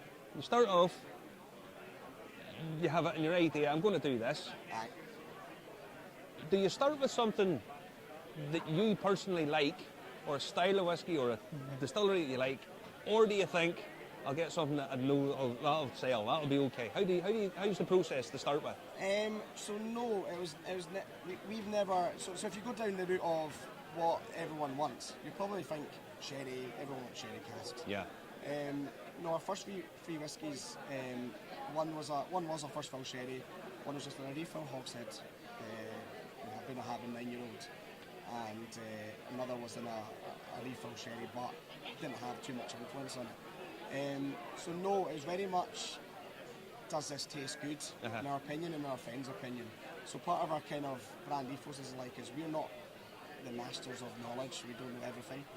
So we very much kind of reach out to our friends in the industry, friends within our personal lives, what do you think of this? Yeah. And our aim is to bring out really good quality whiskey and stuff that tastes good, not just what the market wants or what the market's driven as. Is this good stuff? Yeah. Because I learned very early on, and especially hosting tastings for the Scotch Whisky Society, every palate's different and every whiskey's different. Exactly. So if I just go down, oh well, sherry's popular, sherry, let's re-rack that into sherry. Yeah, sure. They might actually be quick sellers and retailers pick them up really quickly, but to me it's more about hopefully building a long-term brand that people look to Jakarta and they go, they release good quality whiskey. Yeah. For every flavour palette. Totally guess. Style never goes out of fashion. You know what I mean? If something's good, it's good. True. You know, if you've got some good quality, then people do know. Now, don't get me wrong. We will, like other independent bottlers, we're almost maybe forced to, due to prices, we'll probably play around with different finishes and trying different maturations, especially from anything you're buying young now that's going to mature for a long time. Yeah.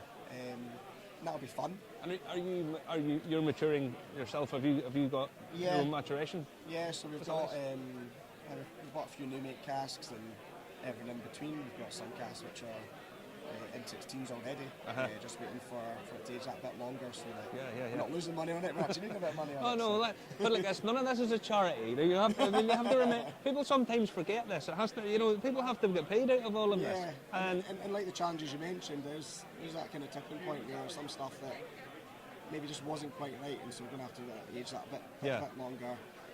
Tasting good as it is, hopefully develop even further. Yeah. And then hit the market. Now, what have we here? And I've an empty glass there, by the way. Not to pass a hint, like, So is everyone bringing two whiskies to you? No, they're not actually. I've just picked up on this. There's loads of people not bringing any whiskey. Because if I'm the sixth to come to you, then. So I've got a couple of trials for you. So I've got 6 on my stand today. 6. One from our very first release. A couple from our second release, and some from our final release. So our most recent release, sorry. So this is from our most recent release. It's 11-year-old Craig Ellicky. And it's been finished in a Palo Cortado cask, cask, for 15 months. So it's got a fantastic colour to it. But to me, it's kind of an unusual colour, actually. It's an unusual colour. Yeah. A bit pinky. But in addition to that, I think an unusual flavour as well. very strong citric notes. To me, grapefruit is a flavour that's kind of coming through the nose and the palate. I've been kind of describing it as it's not going to be for everyone. It's different, it's unique, so a lot of feedback has been, I like different. This is unusual, this is something different. I'll tell you, I'm being honest with you now, that on the nose is very different. Yeah. Very different. Equally not horrible. But I'll tell you what it's got, it's kind of got a lovely sort of, and I say sometimes this note that people sort of say, hang on, but I don't mean that, I mean this respectfully. It's kind of got that sort of tarry thickness to it on the nose. Yeah. That there's a move these days to try and get everything lighter and sweeter for a sort of younger palate. Yeah. Pull that back, that's not going to serve you well in the long term. The likes of this is kind of like an old style, sort of 1960s, 50s, 60s. Yeah. That's a nice nose in that.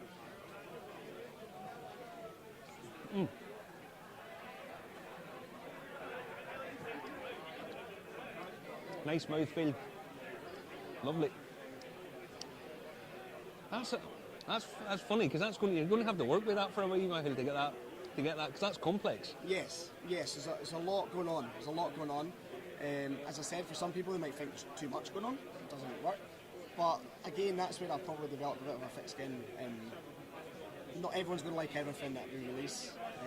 Absolutely I'm not. not saying I'm the best judge of a whiskey cask there is in the world. So we're just kind of joining an independent bottling world, which is already very busy. But we're not trying to say that we're the best. Hopefully, but I'll tell you what. Ain't Ain't nothing wrong with that there. I tell you, that's a really, really nice whiskey. Really nice. But I will say, it is one that trying to taste this. I'm not going to get enough out of that here. That's one for me sitting in the house on a Friday evening by myself in a quiet corner going, hang on, that is complex. That is really nice, really nice. How much is that a bottle? So we're selling that one for £93. An independent bottle, 52.9. Yep. Additional info, so you put a lot of information in the front of the bottle. Yeah, so kind of a bit like how I've kind of wanted to kind of our company to be seen. As you can see, our kind of bottles are in your standard tall round. Yeah. So your dime a dozen bottle, if you like, cheapest bottle. We've jazzed it up with some artwork on the bottle, printed directly on the bottle. But yeah, our label wanted to kind of go traditional, so that if there is whiskey geeks out there, which I'm one of, and they want to have all that information, it's there to hand. Yeah. So for retailers, it's an eye-catching bottle that will sit on their shelves and hopefully draw the eye. But at the same time, done in a way that we're not putting our money into fancy designs or fancy bottles. Okay. Hopefully the liquid itself will do the talking and the main talking behind it. I have to say, that's just an unusual colour to that. It's really, really nice. It's strange. And that's a really nice whiskey. That is a really nice whiskey. Again, it's one of those things that I love about whiskey. And I love the people with passion who decide, you know something, I'll take the leap, I'll jump in, I'll have a go at this. Yeah. And hopefully this will go well, hopefully the thing. And they trust themselves, and that's a difficult thing sometimes for people to do. And the fact that you've done it, well, congratulations. If you bring out stuff like that there, you'll be doing all right, I promise you. So, again, online, where they can buy it online? Tricara? Yeah, so our website, we sell our stuff directly on our website at the moment. I say at the moment, I think long term we probably will move to 100% through retail partners. But kind of starting off, we do a bit of direct sales. Obviously on the Bevy app, all the stuff that we have on our desk today is available to purchase. And other than that, there's retailers around the UK that stock our stuff and sell online, and we are also in Canada and Japan. So we've exported from pretty much the very first release a year ago. Wow! Again, industry contacts that me and my business partner Ola have built up over. In a year, you went basically all around the world, all the time zones basically. We're nowhere in Europe yet, but we're in Japan, we're in Canada. We're working on Europe, so you might find us in some places in Europe in the very near future. And is this your business partner over here? Is this? No, Ola's in Whisky Live in Poland at the moment. So. Oh, brilliant! Excellent. So that's you trying to get into Europe there, then. Aye. Sort of a toe into Europe there. Excellent. Doing some rubbing some shoulders, meeting some people. Yes. Excellent stuff. What do you think of this turnout for this year? Absolutely brilliant. Yeah, we've been I've been a punter at these festivals. So my memories are probably a bit hazy. But Normally. this is the first time we've been at a stall. We've released 3 bottles to begin with, but one was very low quantities. Our second release again, one of them was only one of 60 bottles. So I've never really felt it would be justice to stand at a stand with just 2 bottles available or whatever. So this is the first one we've done, even though we've been around for about a year now. And yeah, it's been non-stop. It's been brilliant. The atmosphere's been great, and we've almost never stopped. Honestly, on the second tasting of that there, you know what I got? It's a strange thing, because it was like it's citrusy, Victoria sponge. Where'd that come from? Honestly, that's a really, really nice whiskey. That's interesting. Really, really nice. Yeah, you should be proud of yourself for that. Yeah, listen, I hope everything goes really well for you. I'll let you get back to your stand, because you don't want to miss out on these guys, you know, there's a lot of them. But thank you for popping over, and I'll get speaking to you later on. Right. Thank you very much, that's lovely. Justin, that was a whiskey there that you would probably need a bit of education to get this here 100%. Right. This is a fabulous whiskey. Okay. So a Clay-Gallachie. Right. Do you know what that means? No, I wasn't listening because I was talking to his media person. But no, honestly, in terms of a single cask offering and that complexity, Craigallachie, Palo Cortado finish, lovely stuff, really nice. So, is that whiskey? Is it whiskey? Is it sherry? Sherry? Oh, that's You know that? Oh, that's nice. Hold on. Don't you be tasting that? Why not? That's right in my glass. We'd get you. Here, hang on. Try that. This is the first tasting of today because I've been taking it easy. Although I had a gin and tonic on the plane. Don't talk about what happened in the plane, Justin. Oh, that is a complex whiskey. Even you would understand that is a complex whiskey. Yeah, that is a complex whiskey. Wow. Explain to me what's going on there. You probably did already, but...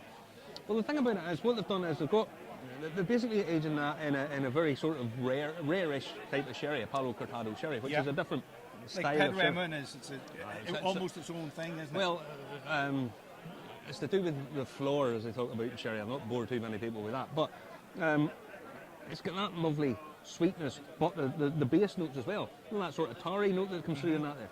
And it's my second tasting of that. It was kind of citrusy, slightly tarry, then a Victoria sponge note appeared in it. It was weird. It's really, really nice. Really nice. Complex. And what strength is that? 52.9%. You wouldn't even know it. You wouldn't even know it. No, you wouldn't. I'm a poet and I don't even know it. All right. Listen, it's our old friends in Glasgow. Listen, we're in Edinburgh, but we're going to talk to Glasgow. Get them over. Get them over. Get Glasgow represented. Here he comes in. What a lovely lady the last time, but we've got this guy. How do you do? Hi, you all right? I'm Martin. How you getting on? Nice to meet you, Martin. We didn't meet you the last time, did we? We weren't talking to you the last time? No, not me. No, this is my first time meeting you guys. Glasgow Distillery. Yeah. We're in Edinburgh. Yes, we're bringing a bit of the... bit blue collar over to the aristocrats in Edinburgh. So, tell me a bit again about Glasgow 1770. What's the crack? Yeah, so it's our single malt from the Glasgow distillery. You know, we're a distillery that makes single malt whiskey, gin, vodka, rum, and blended malt. This is our single malt. We make 3 different styles of single malt at Glasgow. We make triple distilled whiskies for the kind of light, delicate, smooth character, which you'll be very familiar with. We make our double distilled unpeated whiskies and double distilled peated whiskies too.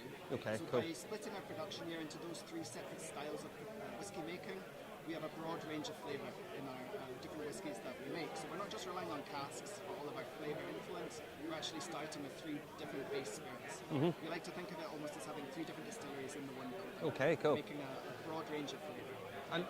And what style of distillation are you doing? Is it pot still, or do you have a column still there as well? No, so it's traditional pot distillation. So copper pot stills, nice small stills. We've got 2,500 litre wash stills, 2 of them, and 1,500 litre spirit stills. We do a 1 ton mash, so it's quite small. Small for Scotland. It's sort of big for Ireland. You know, that's what. I thought a 1 ton. That's what.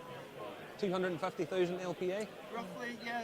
We don't work 24/7, so we're about that 200,000 mark at the moment. Oh, you're working hard then. You're doing a lot of stuff there. We're a small team, We're a team of 17 in the distillery, and we're an independently owned distillery as well. Started in 2012, but we're we're a very busy team making all those different styles of spirit and all that different Yeah, styles of whiskey. I see that you're running out of Breaking Bad voting and all. Yeah, get in there, hurry up, you get more right. It's not quite that No, bad. I'm only joking, I'm only joking. Where are you based in Glasgow? So we're based in Hillington Industrial Estate, which is quite close to Glasgow Airport. So it's not the most picturesque location, I would say, for whiskey making, but it's very much part of our kind of heritage and the industrial theme kind of. Glasgow's a fun town with. If you've never been to Glasgow, how would I describe Glasgow? Glasgow has a lot of history and heritage to it. It's a fun place. 100%. There's the atmosphere, the people in Glasgow. You see the signs everywhere that says "People make Glasgow." Absolutely do. It's just a super place, super place. You know, and it's Scotland's biggest city. You know, so it's got a huge amount of bars, restaurants. It's got a great culinary scene, great whiskey bars. I had a girl last year. Sorry to cut in. No. I had a girl last year. Her and her grandson arrived and missed their transfer from the airport over into the hotel where the tour was starting. They were staying in a hotel right beside Grand Central Station. She had missed the dinner and stuff, and she was all panicky. And I said, "Look, you're in Glasgow. Head out into Glasgow. Anything you want to eat, go round George Square, round the train station, loads of stuff." First thing she says is it safe? I says, "Listen, Glasgow has a reputation, but it's one of the safest cities in the world. In the world. Honestly, it's a great city. It's a really friendly city, you know. Really friendly. If you're in a pub in Glasgow, you won't drink alone. You'll never drink alone." Yeah. So out she headed. I saw her the next day. I said, "Well, did you get sorted out last night?" "I couldn't find anywhere to eat," she says. Really? "Sorry, in Glasgow you couldn't find somewhere to eat?" "No. All we could find was a Papa John pizza." "You couldn't." So I was standing there going, I was incredulous at this. So Uncle Goodwill appeared. Restaurants in Glasgow. 700 restaurants in Glasgow. She couldn't find one. All she could find was a Papa John pizza. So, yeah. Well, there's other places too. Yes, it's an amazing place. It's the funniest place in the world. It's great, you know, and you're totally right. It's the character and the people who make the city, and that kind of story-led style is what runs through our distillery, you know. Each of our whiskies tells a different story. Each of our brands that we make across gin, vodka and rum, they're all based on a different story from Glasgow's history. Well, put it like this, you've got the Glasgow proudly on the label. You know, it says Glasgow right on the front of it, you know. Absolutely, top and centre, you know, the bottle design as well is all inspired by the city. Well, 1770, significance of that? It's the date that the original Glasgow Distillery Company was founded. They were one of the biggest distilleries in Scotland for a time, and they also produced triple distilled whiskies, double distilled unpeated, and peated whiskey, so the same three styles that we make today. And they sadly closed in 1902. They were one of many distilleries that closed around that time. Between them closing and us opening in 2012, there was no new single malt whisky distilleries opened in the city. So we took the name, the Glasgow Distillery Company, because if you're a distillery in Glasgow, why not? Why would you not? The 1770 is really a nod to the heritage and history that Glasgow has with whisky making. And the ethos and the idea from the very beginning was bring Glasgow's whisky back to life. Now, why the fluting? Why is the bottle that shape? Yeah, so the ribbon on the bottle, you know, it's quite reminiscent of the Art Deco style that's kind of characterises Glasgow and its architecture. You've got the rivets on the bottom. It's cool. That showcase the ship making and all of that type of stuff too. So strong industrial looking bottle, very much part of our heritage. Sort of a reference to the sort of used to be something was of really good quality. It was said it was Clyde built. It was people knew it was made in Glasgow, and so that's kind of the history of that. Now, what have we here? We have a golden beer cask finish and a. And the original, so the original is our flagship style. It's double distilled, matured in first fill bourbon casks, finished in virgin oak for about 6 months, 46%. Like all of our whiskies, non-filtered, natural colour. And then we have the beer cask finish, which is essentially a small batch version of the original. So we have our core range of the original peated and triple distilled, and they showcase our 3 styles of whiskey. And then on top of those, we do a range of small batch releases, which takes those core spirit styles and adds different cask finishes, higher ABVs, different experimentation with the whiskies that we do. Right. I'm going to give me an original here. Give me one of the originals. Can't be much. What's this bottled at? This is a 70 CL. And it's bottled at? 46. 46. Yeah, 46%. So first fill bourbon casks for about 3.5 or 4 years, and then finished for about 6 months in virgin oak. So virgin American white oak barrels that come to us from a cooperage in Kentucky called Kelvin Cooperage. Kelvin Cooperage, well known for good quality casks. Absolutely. And they were also started in Glasgow. They were founded on the River Kelvin in the 60s. The gentleman who owned it took the cooperage to Kentucky. Yeah. And then in the 90s, and then agreed to let us bring his casks back to Glasgow. So it's Yeah. still a Glaswegian-owned family that are making the casks out there, and we're shipping them back to Glasgow, filling with our whiskey.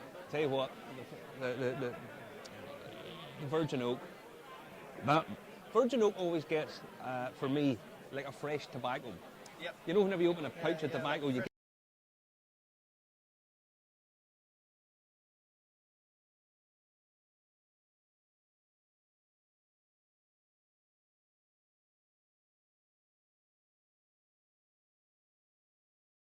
But that gives you those dark.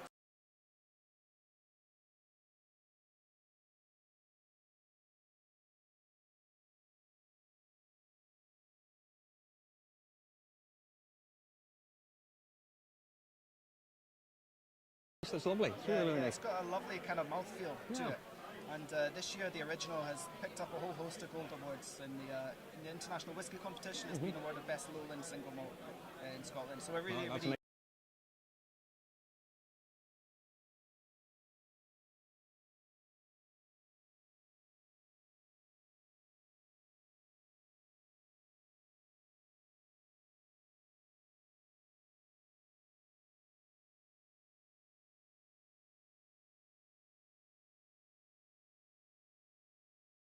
100% So correct. we are very on the ball with sampling those casks. Yeah. As soon as they get to around about that 6-month mark, we make sure it's giving us all the character we want, but it's not giving us too much. It's not overpowering the whiskey. We want that nice balance between fruit and spice. Yeah, that's very nice. It's very well balanced, and as you say, the mouthfeel on it's really cool.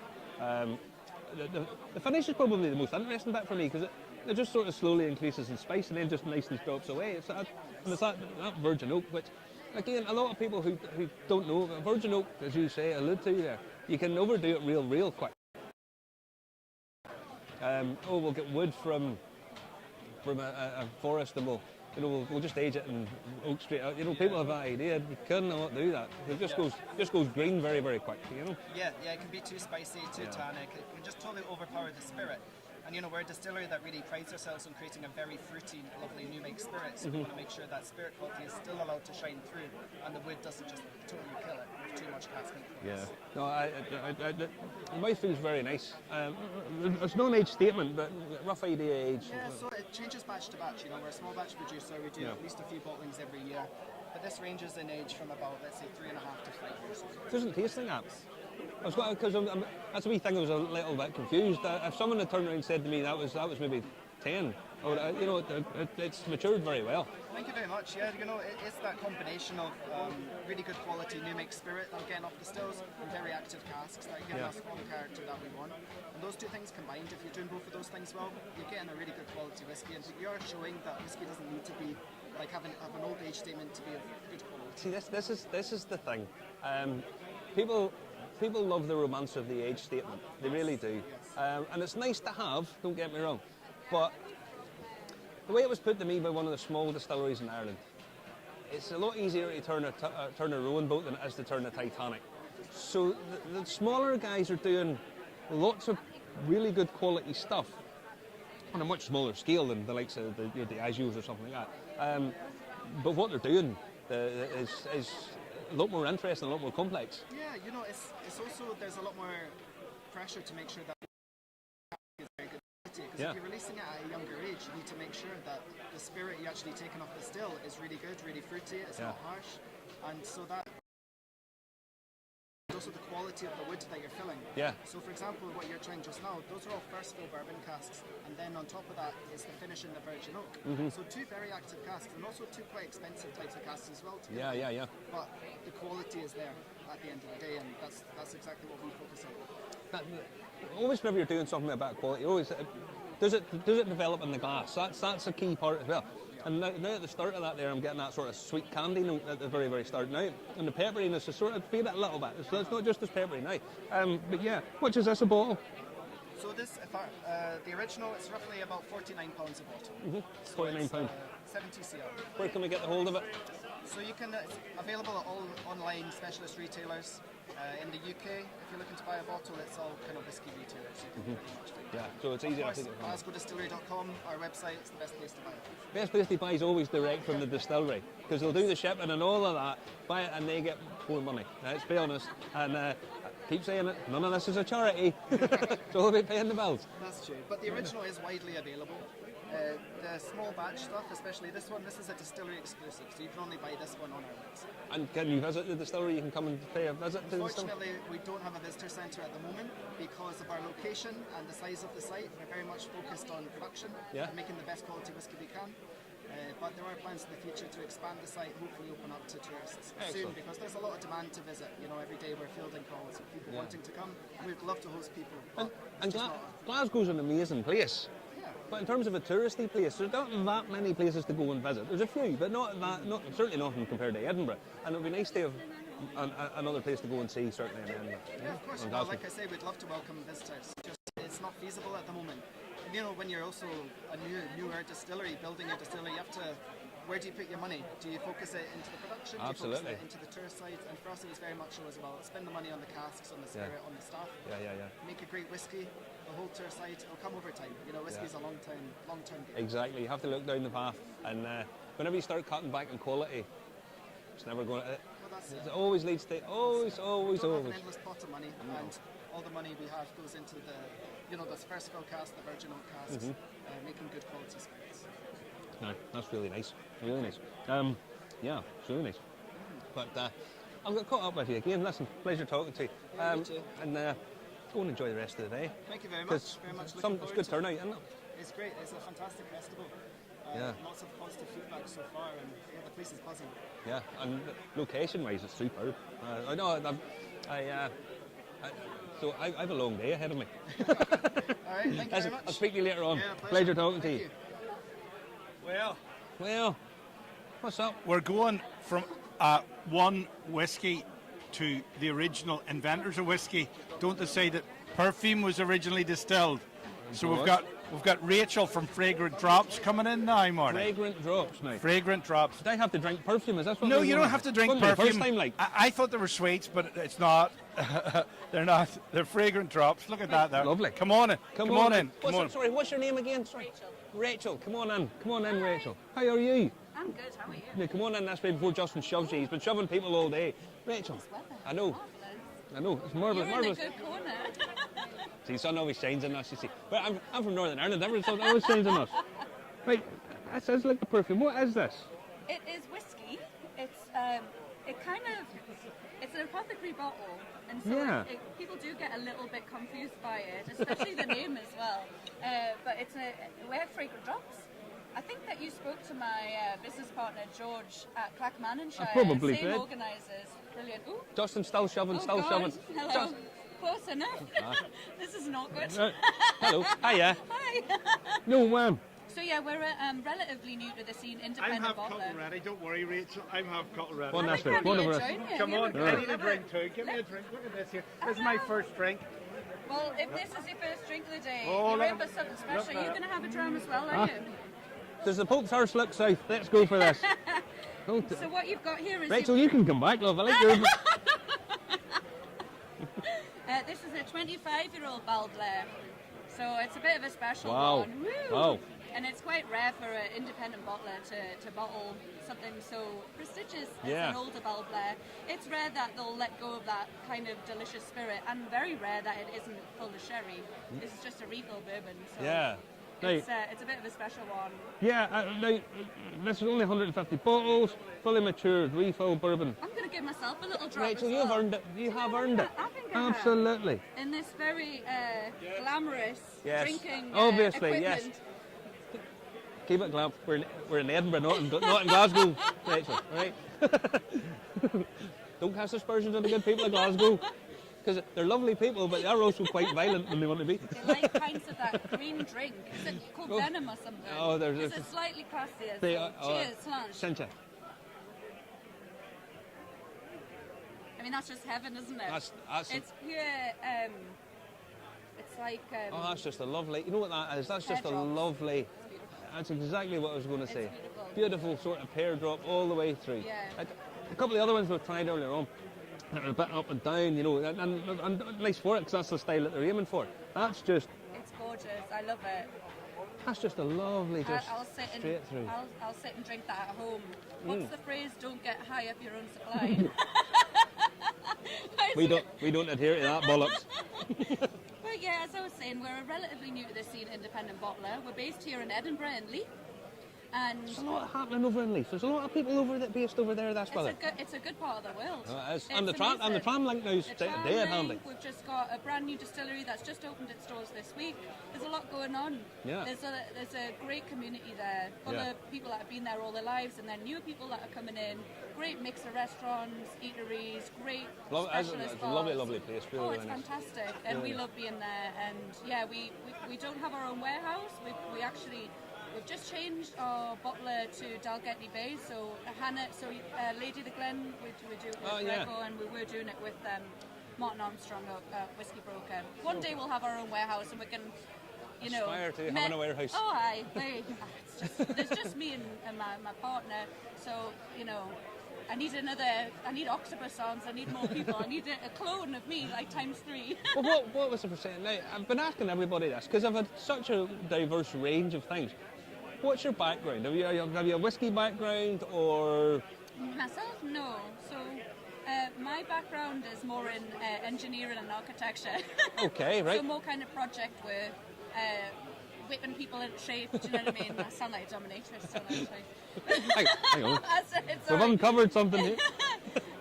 But my partner, who's actually my fiance, lovely. has been in the whiskey industry in different capacities for a long time. Okay. So we met because of whiskey, and I get this question all the time. So, do you actually like whiskey? Do you, as a woman? And you know, I'll get it. I've had it once today. So, Already? Already? Oh, come on!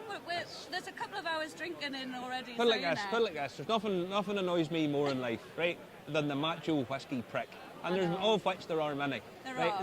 I call them out on it all the time. They're just I don't they do even my. bother. It's not worth my energy or oxygen. Do you know what I mean? It's not really. I mean, I get asked all the time, oh, do you like whiskey?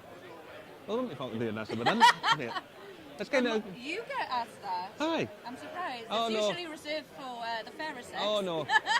Oh no, don't worry. The macho whiskey prick comes to us as well. Oh my goodness. So yeah, George has been in this industry for about 14 or so years. Started off as a barman, and that's how I met him in Soho Whiskey Club in London. And then he went off to make. He was a distiller at Starwood in Australia, down under. Down under, yes. And now we're here. We're trading casks, and the next step was to bottle our own. Yeah. Because it's infinitely more interesting than staring at spreadsheets all day. You know what I mean? And I can stand here and drink this delicious bloody in the sunshine, look, in the sunshine outside. But no, so fragrant drops. Where did you get the name from? I'm going to sound like a pure wanker. So our original name was Panacea, and the Scotch Whisky Association didn't like that because I thought we were trying to pass it off as being medicine. And obviously with it looking kind of like an apothecary bottle, they were like, you know, they were scared people would be in Tesco's picking it up and thinking it was medicine. Oh yes. And I kind of understood it, so that was what that was. Fragrant drops. It actually comes from a Friedrich Nietzsche quote. Exactly, I told you I was a wanker. Hang on, we've upped the ante here, guys. We've gone all philosophical. I never tell anyone that because I sound like a knob. So I thought, you know, just to basically explain it, you know, when you're thinking about a draw, oh, that's a nice draw. And it is fragrant, so fragrant drops, and it kind of goes with, and you know, it kind of goes with the whole medicinal sort of thing as well, because you know, you have a lozenge or a drop or something. I mean, so it's kind of a bit of a play on words. But people are pretty confused by it though, but I don't care because it gets people talking. And it's such a pretty bottle. I'm going to say, in terms of pretty bottles, the glass stopper, the glass stopper really, really does. It's beautiful. Beautiful. We knew we were going to be bottling even when we were in Australia, and we used to go to this Mexican restaurant that sold a lot of mezcals and tequilas, and we would always sit and look at all the bottles and go, which one stands out? And I was like, they stand out because of the amazing crown they've got. And in terms of whiskey, I can only really think of Blanton's that do the kind of unusual stopper, and I thought, you know, that just really crowns it. I think it does. There's a guy back home, they do like a Vinlock cask, so it's glass Vinlock cask. We actually went to them for a quote, and they quoted us between £8 and £12 per stopper. So we went to China. But Exactly, no. Put it like this: when people are off quoting you that kind of money, listen, Well, you guys. can't because you've got to make it Yeah. affordable. It's- And we're a new independent bottler. We've got to be. Well, you it's know, not a fucking charity. Pardon my and French, no folks. one, and no one really cares about the look of it that much to Well- warrant paying, between £8 and £12. People on buy top with of the whiskey. people buy with their eyes, They do. but they look. They go, oh, that's lovely. How much is that? Oh, and that's the Exactly. process. Everybody does And the same. I mean, that's a huge consideration for us, is being market friendly. And it's hard to do that when there are so many independent bottlers out there. Everything's going up in price. It is. Your multi-pack of crisps is going up, your electricity's going up, your whiskey's going up, everything. And so, the duty rise that we've just had, we've swallowed that ourselves. You know what I mean? So all of these cost considerations is a big deal, like. Why you can maybe answer this because you live here. Why does the Scottish government try to shoot themselves in the foot, whiskey-wise, continually? The thing is, Nicola Sturgeon doesn't drink, so I think that might be part of it. She might take it up, Rachel, with what's going on. One this way a wee bit. Justin, before Justin shoves us with a stick or something. No, she might take it up because. I know, bless her. Well, let's not go. Well, put it like this. She can always escape with the country in the caravan. So bad. I know. Really bad. No. I'm trying to be nice. But this is a 25-year-old Ball Blair. Yeah, it's a rare one. It's a rare one that most independent bottlers wouldn't bottle generally. A, because it's quite rare to get your hands on that kind of age of Ball Blair, and B, it's hard to put something out there again that's competitive price.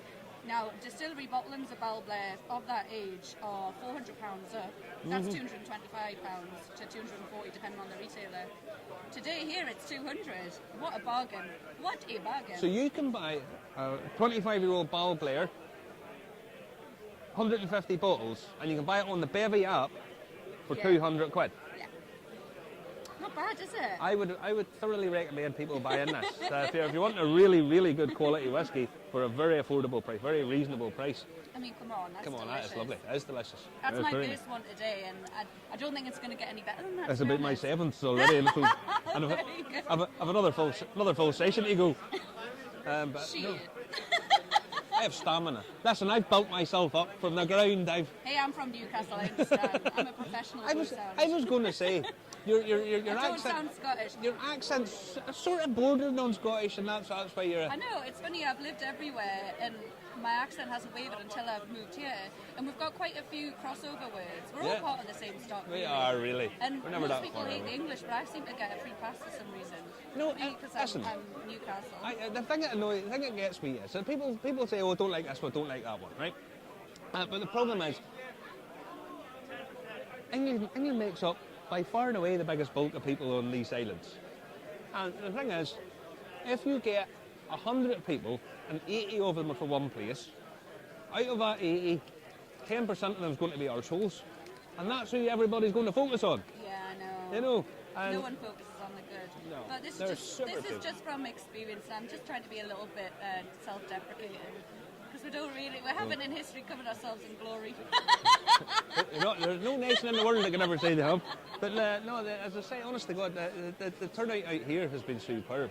Well, it's not Serena and Graham's first event, obviously. No. They do the Clackmannanshire Festival, which is much loved and celebrated amongst the community, and also It people is. travel to go there, and they've knocked it out of the park with this one. Aye. It's fantastic. I- It's sold out. I'm looking The around first seeing. one here. I'm looking around seeing all these, and you know what I love. There's a couple of young girls that just walked past there, and they're drinking away and enjoying themselves. You've got the old crusty dude who has been at every whiskey festival in history, but there's more and more sort of young people doing it.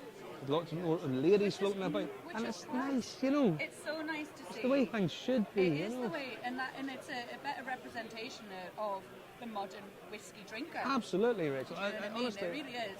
And I mean, whenever you look around and you see, again, young faces, you see young people floating about, because you're always going to get the guys who, let's be honest, the guys who can afford to pay 200, 400, 600 pounds for a bottle of whiskey, most of them are going to be of a certain age, because that's whenever maybe the mortgage paid off and so on, and that's the way it is.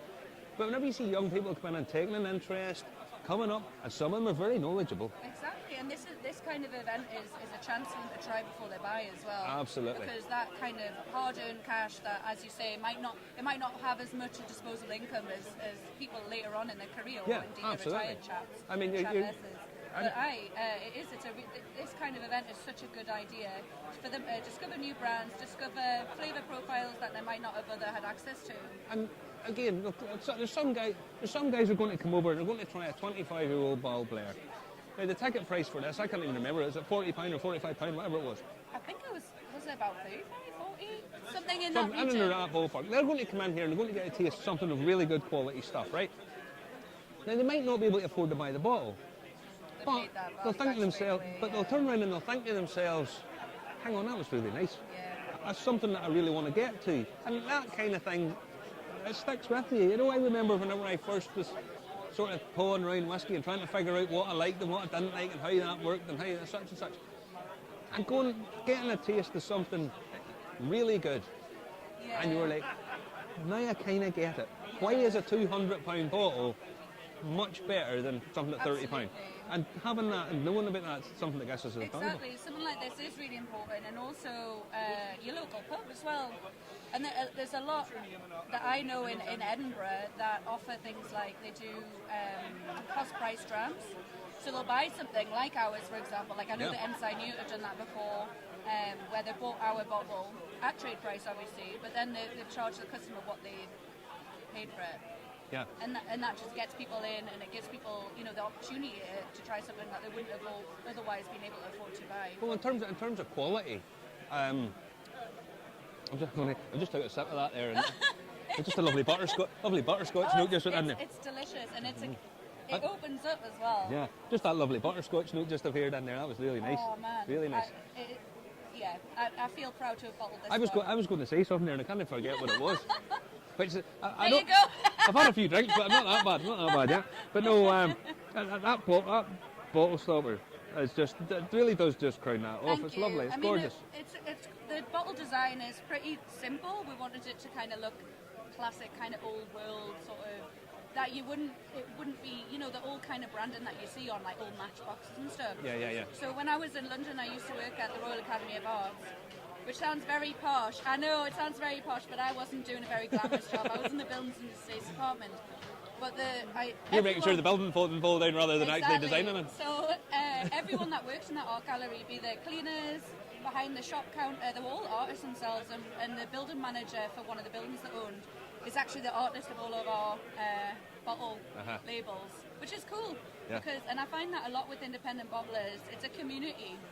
And you kind of pick people's expertise, you share knowledge, which you don't, like our other job, like I said, is castrated and everyone's very guarded and they don't want to share any knowledge, you know what I mean? Which you can understand is a bit sneaky, to be honest. But in independent bottler, like I've got so many friends in here that I've made from doing these festivals, and I don't know if you know Encharted. We're going to their pub in the Fintry, doing a tasting soon. We'll be staying at their house. It's that kind of. It's lovely. The whiskey world is bloody marvellous in that capacity. Well, the thing about it is, whenever you're selling your wares, whenever you're putting your stuff out for market, even if somebody's not telling you what exactly they're doing, there's no room to hide because it's actually in the bottle. Yeah. And people want to know what's in the bottle, so people more or less say this is what we're doing, and they can't really hide away from that. See, it's dead easy. I'm actually just standing here rubbing the top of that bottle. Do you mind not? I don't even know what to say. I know, but I'm just sitting there sort of rubbing around this because it's very tactile. It's lovely. Like, Justin alluded to this whenever he came over to start with. He said about perfume and distilling. A lot of people don't. The term for the vapours, where people used to think smells cause disease, it was actually because they used to put perfumes on it and that healed it, and they thought, oh, if that smells better, then I get rid of it. So this history with sort of the fragrances, there's crossover there, and that's where it all come from. And actually, we're very lucky enough to be in Florence recently, and they're very famous for their fragrances. And one of them in particular, this artisanal parfumier, had a cabinet full of old perfume bottles, and they look just the same as that. Yeah. That's nice. That is nice. That's a lovely design, lovely thing, and that's a really nice whiskey at £200. for a 25-year-old Ball I know Blair. it's a lot to ask, but it's a bloody 25-year-old Ball Blair. I don't often spend that much money on whiskey, but I would for that. Well, all I will say is, I've said this earlier on in this stream, a bottle of non-age statement, 46%, Middleton was released yesterday. Yeah. 1,300 and something bottles, People go mad for Middleton. €5,000 a bottle. It better be a beautiful bottle. So who's going to ever drink it? You know, it's absolute nonsense. They sold out of it. Fair play to them. If I was getting, they sold out. Oh my God! People Who are these people, and why aren't they buying my bottles? whiskey drinkers. This is probably something you want to try. What else have you got in your range? Oh, we've got about 14 or so bottles out at the moment. We're pretty much sold out of everything we've got at the moment, but we tend to bottle from about 5 years to. We really enjoy our single grains, and that'll be something, because of price again, that you'll see more and more from independent bottlers. Yeah. We're just about to come out with a 35-year-old Invergordon, which is very reasonably priced. We've got 2 bottles of North British out at the moment, 30-year-olds and 29-year-olds. Single grains? Single grain, their 29-year-old is absolutely stunning. It's fully matured and first fill bourbon, which is very rare for a single grain. And so you're really seeing what that proper wood influence can do with single grain. People are so snippy about single grain. I think single grains, when they're aged well, are superb. Can be really, really good. But they probably need a little bit more attention, but over a longer period of To be time. honest, I think they will get more attention just because of this price issue that's creeping up and up and up. Yeah. And at the moment, even though single grains are going, pretty sky high as well, they're infinitely more affordable. And so I think people will be more exploring them.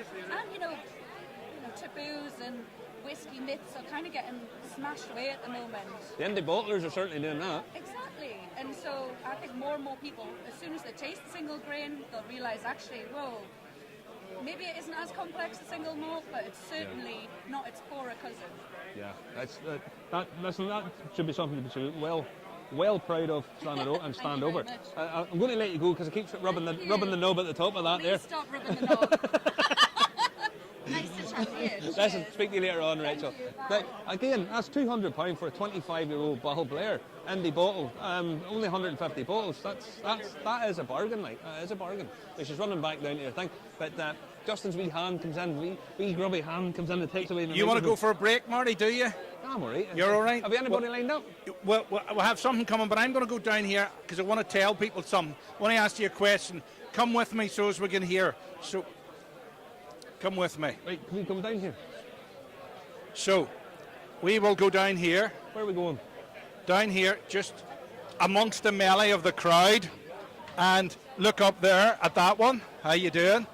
So, this is what the scene is like at Murrayfield Stadium. And if you ever want a reason for Northern Ireland to have a stadium, come to Murrayfield. It's fantastic. We need one badly. And a tram link or something. And a tram link out to the airport. So, we can't move, sir. You have to move around us. Thank you. There you go. So, we're watching live on YouTube, Twitch, Telegram, Twitter, LinkedIn, and Facebook. And we've had a question, Marty, on Facebook. We've had loads of questions, but we're only going to answer one. What's the difference between whiskey and whiskey for one last time? This is a question Justin must have asked. That's something that he would have asked. What's the difference between whiskey and an E and without an E? An E and without an E. There's no difference. There's no difference. It's people spelling. That's the difference. Basically, Irish whiskey, if you want, it's kind of a marketing ploy. That was essentially all it was. That's all it was. Amelia, thank you for watching. On LinkedIn, make sure you share, comment, and like with all your friends. We do have to move this time.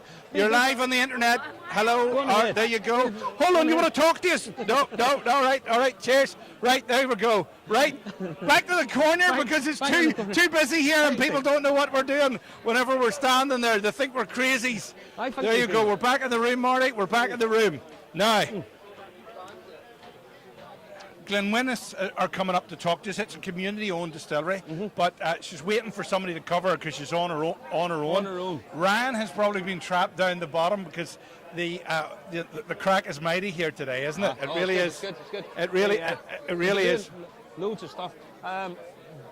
What's been your highlight so far? What's it like doing it from here? Totally different atmosphere. There's a different buzz about it.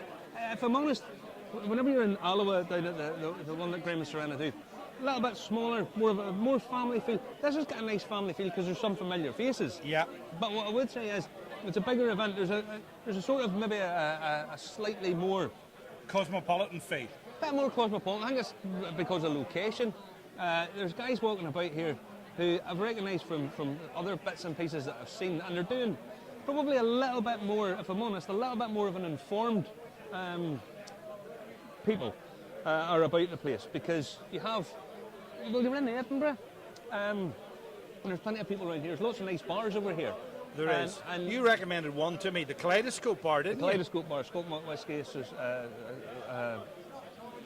Society is over there, and it's a lovely bar. The guys that are in there, by Christ, they know their stuff. Now, what's been your highlight so far? There's Alan. We nearly got to speak to Alan. Alan, come on. Are you with somebody? Come on in. Come on in. Come on in. Son. Come on in. Come on in. Come on in. Go on in between us. We're That doing way, all right. that way, that way, that way, that way, that way. Go that way. That way. Stand out. Get in that way. Right. We didn't expect to be back so soon. I know. No, it's absolutely fantastic having you, but we didn't think this one was going to take a place at all.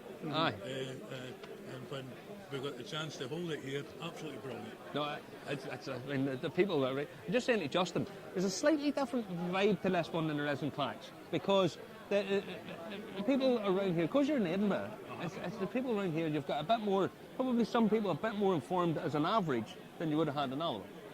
I would say so. There's a lot more whisky experts. But, I mean, they're a geekish type of clannish people. Are you trying to what say does that mean? What does that mean? Are you trying to say that Edinburghers are... No, I'm talking about whisky people in general, and I mean that in a lovely way. Oh, yes. We do have the whisky nerd out in force. Yes. And it's just great to see everybody enjoying themselves. And, There's some really nice brands here. Really nice. We're talking to a couple of ones there that are doing indie bottlers who are doing some fantastic things. I mean, there's a 25-year-old Balglair for £200 a bottle. And it comes in a beautiful bottle, by the way. That's lovely. There's a Port Dundas up at the Fife Independent Bottlers. It's absolutely superb. Justin, where's Ryan at? I don't know where he is. I don't know where he is. He's probably caught up. We're standing by for our next guest. Glen Winnis have told us they're coming down. Some people only have one person on the stand, Alan, so it's a bit difficult to get away. No. So how you guys been, then? Hi, dead on, busy, you know, busy. Well, my private jet got into Edinburgh Airport, no problem, Alan, and parked up, and we were here just about 10 to 12, so this is the first session. You have two sessions today. Right, yes, we have an interval where we're hoping to sample a few on the quiet. You just told everybody, Alan. But and then we're going to get some fit, and then it kicks off again from 4 until 8 tonight, just in time for the rugby. Well, look, now we won't talk about Ireland. No. We have to talk about it. No, because in case you didn't know, Ireland are playing tonight. They're playing the All Blacks because we get through. Somebody will need to explain how the top 5. 3 of the top 5 clubs ended up in the one group. It was a tough old session, but thankfully we get through. So, anyway. Yeah, I won't say who I'm supporting tonight. Come on, mate, come on. No, we'll be finished in time for that. Ireland are phenomenal just now. They are, they're doing in the groove. It was a great match. I thought last week it was going to be, it wasn't going to pan out at all, and then Scotland sort of rallied and came back at them, but you're too far gone. Well, at half time today, come and see me. I've got something special under the table. Okay. I've made that public. All right. I thought it was a signed rugby ball or something like that. You were going to give us. No. No. All right. Oh no, I know. I have an idea what it is. All right. Yes. Right. Take care. Lovely. See you later. You take care. So we have our next guest is coming in here now. Our next guest is coming in to talk to us, and they're standing by. Dean from, I can't read it. Murray McDavid. I know who it is. Murray McDavid. The sun is shining on it. I can't see it. Come on in. Come on in, buddy. Come on in, Dean. Come on in this way. Thank you very much, gentlemen. In case you're not sure, Justin knows bugger all about whiskey. Oh, well. But he can bore you to death with technical stuff, which he does with me frequently. No, very good. Well, that makes two of us about boring people to death. Dean, I'm Martin. How you doing, mate? How you Good, doing? yeah, Good, no, it's good, good. very good to be in the room. Lots of Yeah. excited people to explore interesting drums and have a good time. That's a nice, lovely turnout. Really nice turnout. Now, you're from Murray McDavid. Now, you guys are. There's lots of little independent bottlers in here. You guys are a bit of a different fish because you're. Yeah, we're not quite the, what I would call one of the original independent bottlers, like Cadenheads or Gordon McPhail. We're kind of in that later generation of independent bottlers that emerged through the 90s. A very interesting period for Scotch whisky, of course. A difficult time for Scotch whisky at the time, was it? A difficult time, yeah, but it was, the re-emergence from, those dark days of the 80s and, independent bottlers starting to come to fruition and, through the likes of Mark Rainier, Gordon Wright, Simon Coughlin, Murray McDavid was born. Yeah. And it all stemmed from the wine merchants that Mark Rainier had back in the day, and him importing lots of interesting wine casks. And Gordon Wright's family, of course, ties with Springbank Distillery, Cadenheads. That's where the spirit supply into the brand came. Excellent. Mark was he was really the first guy to have the idea. He has a bit of a fireball. Let's be honest. He's a trailblazer. He comes with a lot of ideas, a lot of energies, and he's executed. Think about the projects that he's done in the world of not just whiskey, but the world of spirits. Yeah. He's really taken every project by the scruff of the neck and done something quite done something really quite radical. And today that's my job, is to still continue that energy that Mark grew with the Murray McDavid brand. Yeah. Of identifying the different styles of whiskey, not just single malt, but delicious grain whiskey as well, but packaging them, maturing them in a non-traditional way that we would have seen from the earlier independent bottlers. We call this the art of maturation, sourcing interesting casks to mature quality spirit in. And the results, you can already see we're just, 2 hours into the show, and the proof is in the pudding, as you say. Yeah, now, let's be honest, Mark has... Mine. May I have one, sir? Please, take one, sweetie. Take one, sweetie. Oh, are you recording? Go on ahead. I am recording here. We're doing a live stream, actually. Don't worry about it. Take a sweetie. Now. Now. it's all kicking off. Yes. These are the sort of thing that happens at whisky festivals. Oh, yes. Yes. As the day progresses, we see, and then at some point you always get the tombstoner, But anyway, we'll look at them for later on. But Mark Rainier, very well known for what he'd done up in Islay, up in Braclany. I mean, what they've ended up being is basically a brainchild of him. Now Waterford and all what he's doing over there, but Murray McDavid does it still have the sort of essence of all of what went on its history beforehand? Do you still have that sort of ethos and all that? Still very much so. I mean, the art of maturation inspired Scotch whisky, that is really what we are capturing, not just with single malts. Back in 2015, when DCO Limited acquired the brand, we developed the offering. We broadened the offering to celebrate single grain in its own stable in the Select Grain series.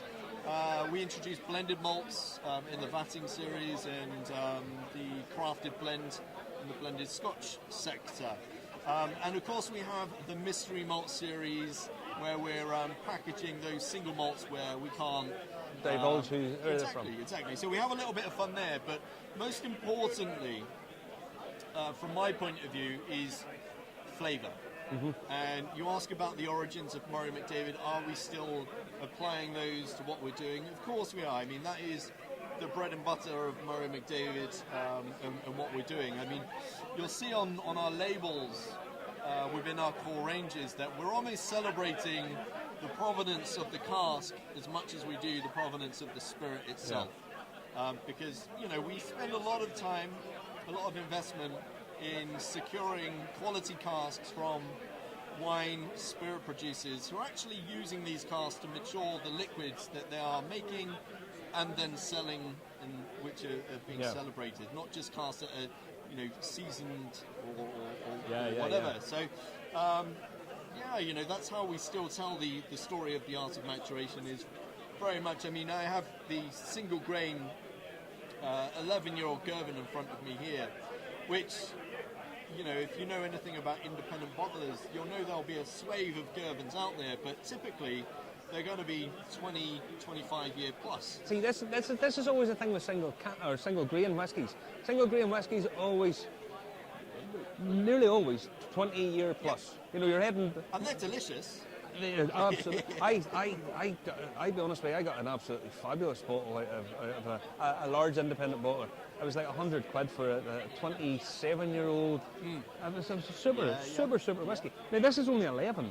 Yep. Now, how do you get a whiskey, a single grain whiskey at 11 years of age to taste that good? How do you get it to taste? Yeah, I mean, it's all about refinement. Speaking of taste, by the way. Yeah, here we go. So with our select grain series, just to be clear, we do bottle old grain whiskies. And we bottle those in. You have a big range. In our Mission Gold series, that's where we bottle our older stocks generally. And the select grain series is reserved for those grains that might be 16 years and below. Now, we're not trying to present these in competition or to be compared to single malts, because by their very nature, clearly very, very different. Whether it's the grain type, distillation type, different. And back in 2015 when I joined the brand, we really wanted to push the idea of young grain. And the way that we've really started to become very confident in what we're doing with these younger propositions, because on a menu, black and white, an 11-year-old grain, you might be a bit like, oh Jesus, that's going to be a little bit wild. But then what you need to consider is, of course, in true Murray McDavid fashion, you need to consider the finish, the maturation journey. Yeah. So this is spent 6.5 years in standard refill bourbon cask that would have arrived to us in. The last 3.5 years it's been filled into first fill Pedro Jimenez sherry casks from the producers Jimenez Spinola. And these guys have been making sherry since 1729. Yeah, they know what they're doing. They know what they're doing. So the flavour that is soaked into their wonderful barriques, we're really absorbing that into the spirit here. And as I say, about 3.5 year finishing time in those casks. So that's where we're trying to integrate the depth of flavour, because I think that's what young grain can sometimes miss in refill casks, is depth of flavour. Longer finishing of single grain in finishing casks is how we are getting that integration, depth of colour and flavour in the glass. Well, put it like this, on the nose straight away, it's like a Kinder egg. It's that sort of white and dark and a sort of milk and white chocolate, and there's a sort of strange note here, because it's quite floral, but it's a little bit flinty as well. It's sort of there's that little bit of the sherry coming through. Do you know that fruit note that you get in a sherry? It's all a very base note that's coming through in the nose. You know this note I'm talking about. It's almost licoricey, but it's not licorice. You know. Yeah, well, it's that sort of floral note. I partly put that down to the style of Girvan grain itself, because it's if not the spiciest style of grain, certainly in its infancy, and that's what's going to be shining its way through that indulgent layer of PX sweetness and fruit. In terms of sherry, I'll tell you now, that's just basically, it's not a sherry bomb, because it doesn't have that big bouquet of that sort of big heavy sherry note, but it tastes a lot like sherry. Sure. But it's kind of funny, because the higher alcohol, it's like a sherry, floral sherry. It's in between that sort of floral sherry really, really drinkable, really drinkable. Well, that's it, and you know, being a young grain, you know, this is hitting the shelf at about that mid £40 price mark. So you know, you measure up, and that's what I'm always trying to do with the team as well. You know, always considering that price point. You know, the quality of what's in the glass to the shelf price, because you know we're all feeling it a bit in the pocket at the moment. I think everybody is. Yeah. So it's really important, you know, to make those considerations and well, the thing is, execute it well. Again, I'm talking to people because there's more and more people beginning a whiskey journey, and it's important to remember you're never an instant expert. The instant expert is probably the worst person in the world to talk to because they haven't. Once you realise just how big an industry and how big a range of stuff there is, you begin to go, well, I could spend 10 lifetimes and never understand all of this. You just couldn't. Oh gosh, you couldn't. Unbelievable.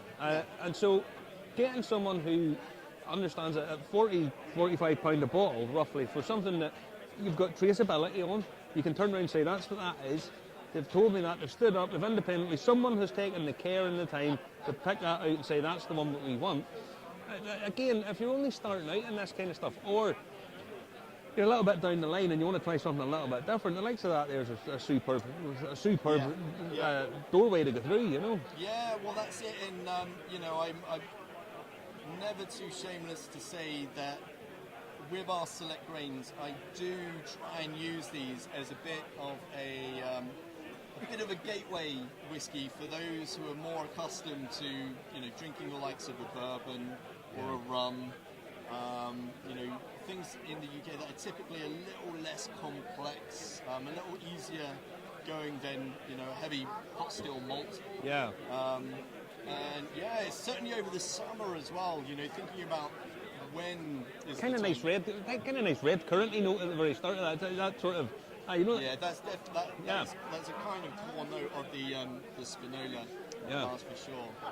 But yeah, no, over the summer, you know, light, easy drinking grains. It is, yeah. Great. And honestly, single grain whiskies. I tell you, single grain whiskies.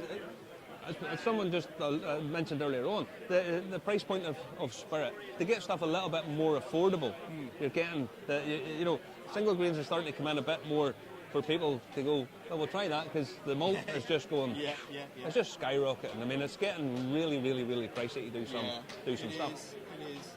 But, you know, that does kind of, although it's obviously not ideal, it does make us all kind of have to do a little bit of innovation, you know. It all gets us thinking, well, you know, if we want to still make things achievable and attainable, then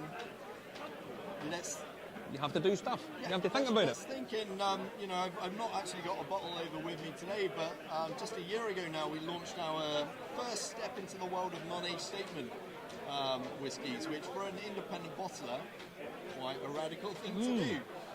But it's been incredible. Well, put it like this: there's some of the smaller new distilleries are releasing some fantastic stuff. Yeah.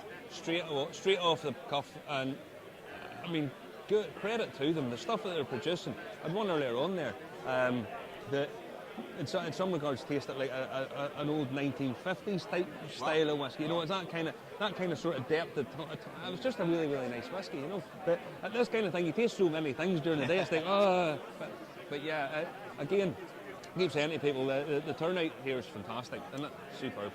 Yeah, nice spread of people as well. Yeah.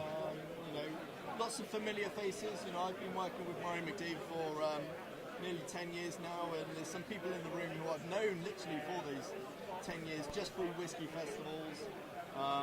Lots of new faces, young, old. And I tell you, I'm saying the last girl that was here, Rachel, just saying, there's lots of young girls on the bike. Sure. Which is just, I mean, in 10 years, that's starting to change a bit more. It's becoming an awful lot more. You see the young girls, and they've the confidence to come out and say, and hopefully they're not getting bombarded with it. Oh, do you like the whiskey? You know, fuck off. You know what? Even I still get that. There was a guy up to me this afternoon. You know, he's after about half an hour of giving them the spiel, He's like, oh, do you like whiskey? I know. I get it as well. Yeah, I host a whiskey show. I do guided tours of whiskey distilleries, do tastings online. Boy, ask you, do you like whiskey? You're like, it's a funny one. But no, the diversity in the room, really cool to see, and I think it's a growing thing. Yeah, I mean, throughout the years, it's definitely. I mean, first thing that I noticed is definitely age. Definitely a younger crowd, and the crusty pipe smoker has sort of disappeared. Yeah. But no, so Murray McDavid, I mean, you guys are available loads of different places, loads of shops, all the online retailers. Really branching out in the UK. I mean, we bottle whiskey exclusively for the UK as well. So, specialist retailers around the UK. You can find us quite happily find us online. Yeah. And you do sell direct as well, don't you? We do a little, yes, but of course, we're trying to actually just, really focus on partnering with retailers. Certainly, over the past few years, it's been a tough time on a lot of retailers and bars. So, our sales team have certainly been doing well to get stocks on their shelves, so people go in and browse the shelves. But look, I sat there's a really, really nice whiskey. Really, he's a 45 you say, for a very different style of whiskey. Very different thing, yeah. That's it. We can celebrate these single malts till we're blue in the face, but there's so many other wonderful bottlers who are doing or bottling single malts. I always try and bring something a little bit different, because there's different entry points into discovering whiskey, and I think grain is a big part of that. I think so too. I think more people, as they get more and more familiar with it, will understand that it is really, really something they want to try. More affordable, you can get bags of flavour and taste out of it, and well, let's be honest, there's plenty of supply of it too. Oh yes. Plenty of single grain. But yeah, so it's nice to see. Listen, I'll let you get back because I know it's busy, and I'll speak to you later on. Brilliant. Pleasure. Listen, pleasure. Take care. I'll speak to you soon. Now, Justin's standing over here. He's talking to somebody, and we're going to get somebody on here in a little minute. What is it, Justin? How are we? We're all right. We're all right for time. We have. What time is it? Well, we actually have Aaron from Fastfern in the Highland Gin and Roslyn. And where do you see? Well, look at this for a presentation. Where do you see this? Look at that. Where do you see this? Nobody can see. You're in for a treat whenever you see this. Because this isn't a cardboard box. Here we go. Come on in, I see this here. Now, set it down. Come on over this way a wee bit. Okay. Because Justin will shove you in a wee second here, because that's normally what he does. I'm Martin, by the way. Aaron, how you doing? How you doing? Yeah, fine, good. Enjoying this beautiful day we've got here. It is a beautiful day. What is this here? Because so this is the really special packaging. Oh wow! For this wonderful whiskey here. I'm sort of scared to touch this because this is. Yeah, it's a reasonable price. Yes. 30-year-old Ben Nevis, is it? It's a Ben Nevis, yes. A couple of Ben Nevis has been here today, and I've been saying a beautiful distillery, a beautiful spirit they produce, lovely. This is quite fabulous. This is. Yeah. So this is my mum's cask, which is why it's called Rosie's cask, which is engraved. Oh, lovely. And also on the label. My father bought the cask in 1992 and laid it down in mum's name. She paid the warehouse rent for 30 years, and I get the beautiful job of being able to bottle. However, it had to be truly special to represent not just a 30-year-old Ben Nevis under our Altavulin brand, but also the family history that's behind that product. Sadly, my father's no longer with us to see what we've done. Would he approve? That's a question I will always have to ask. But we've maintained his signature on the front of the bottle, engraved there for all time as the founder of this business. I'll just tell you now, that is absolutely beautiful. And I can't speak for your father, but I'll tell you now, I cannot see how he wouldn't have been impressed with this here. It's beautiful. What a beautiful thing. Beautiful thing. So coming up with the cask idea for a wooden box, I hadn't seen one before, and I just thought, being Rosie's cask, what better way to present it than in an actual cask? For your mum, I mean, and it's got a wee hairy coo in the top of it. You need a wee hairy coo. The Ben and Nevis were the original Ben Highland cows that my father took to Ben Nevis in the field at the side of the visitor centre when it opened in '91. So, right, I've been asking everybody this. What's your background? How did you get into this? Because you've Fastburn Highland Gin, Yep. Rosslyn Distillers. How did you come into this? Family. Grew up around distilleries. We have a Tormore single malt on my stand, 12-year-olds. Having a Tormore was because that's where I first grew up. Grew up around that beautiful scenic distillery in Speyside, and it was beautiful to be able to put that, some of our history, some of our story into that. My father was brewer and then assistant manager at Tormore before moving to Ben Nevis the first time round under Long John in 1983. So that's where my history in whisky began.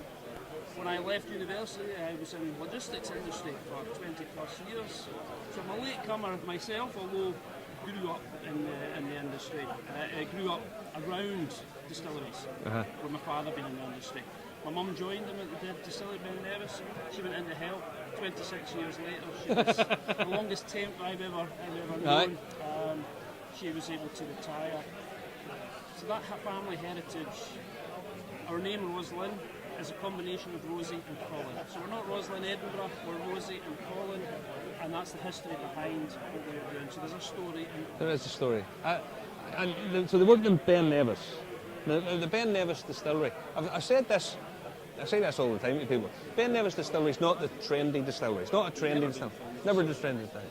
But then what happens is, it gets shipped over to Japan, stuck in a nice fancy bottle, and it wins all these gold awards. Well, no, my father actually put a lot of whisky, Ben Nevis, official release in the UK, into awards.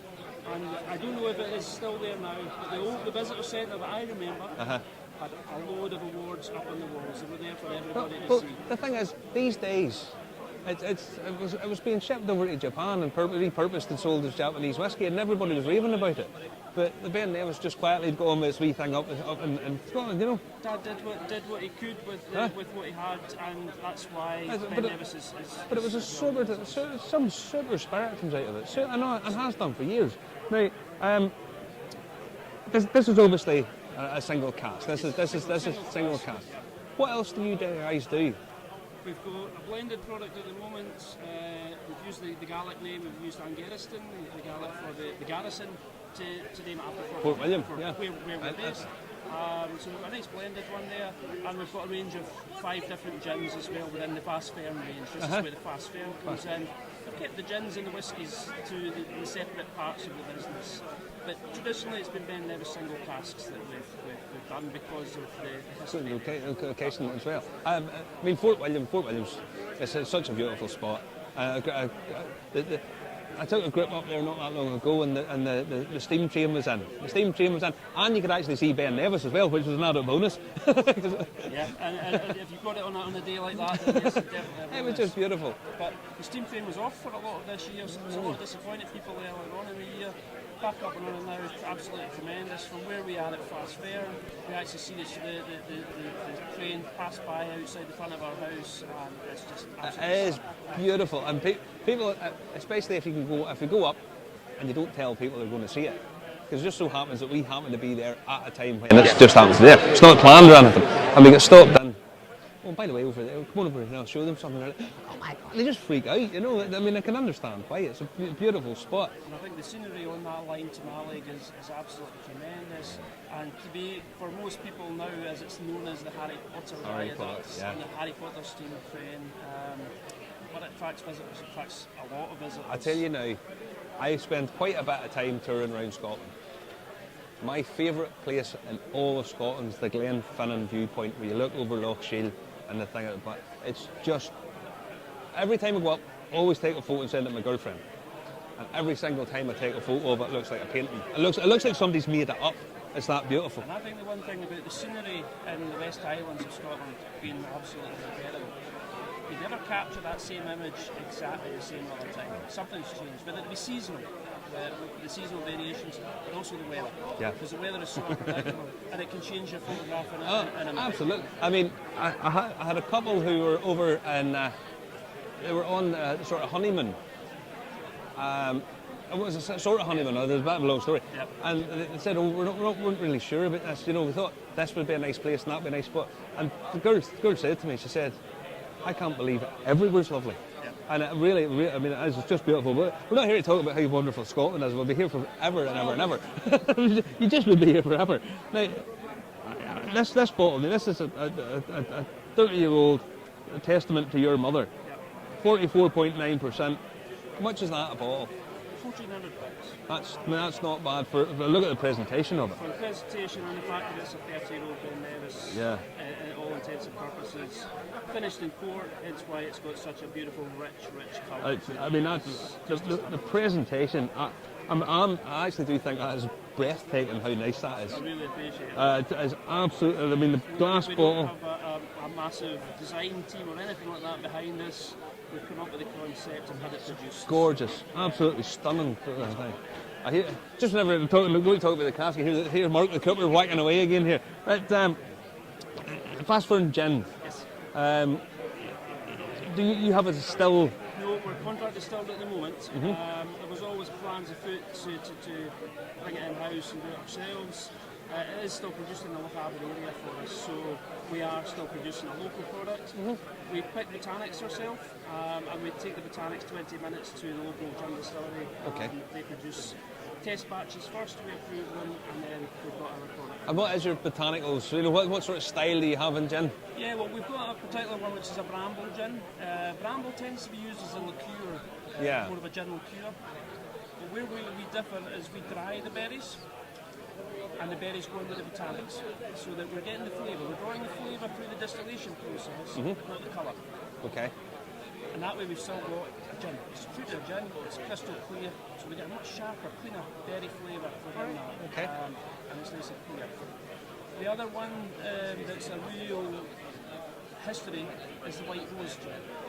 We produced using the White Rose at Fast Fair, which allegedly was the one that Bonnie Prince Charlie called back in 1745, when Finnan is some 7 miles from us, as you know from your travels.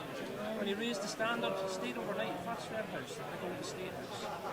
The White Rose that goes there allegedly was the one he picked for his white brocade, Jackie White Rose. There you go. So knowing that history gave us a beautiful theme for can we produce a gin with this White Rose, and that's become one of our Wonderful. The whole concept of the whole thing is really nice. And the Roslyn, is it a sort of umbrella brand for the fast food and then the single casks as well? No, but the Roslyn is the actual parent company, so everything's going through Roslyn Distillers, being Rosie Colin, merged together. So it's mum and dad. Yeah. So that's where that's important.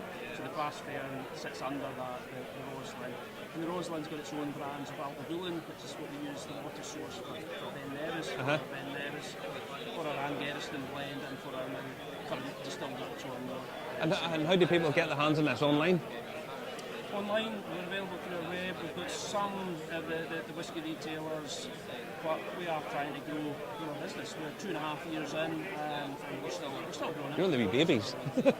Let's be honest. But it's great being a baby with a 30-year-old product. There's not many people who can do that. And I love the fact because there's loads of people that have these casks bought, and they think they're going to do their own bottling at some point.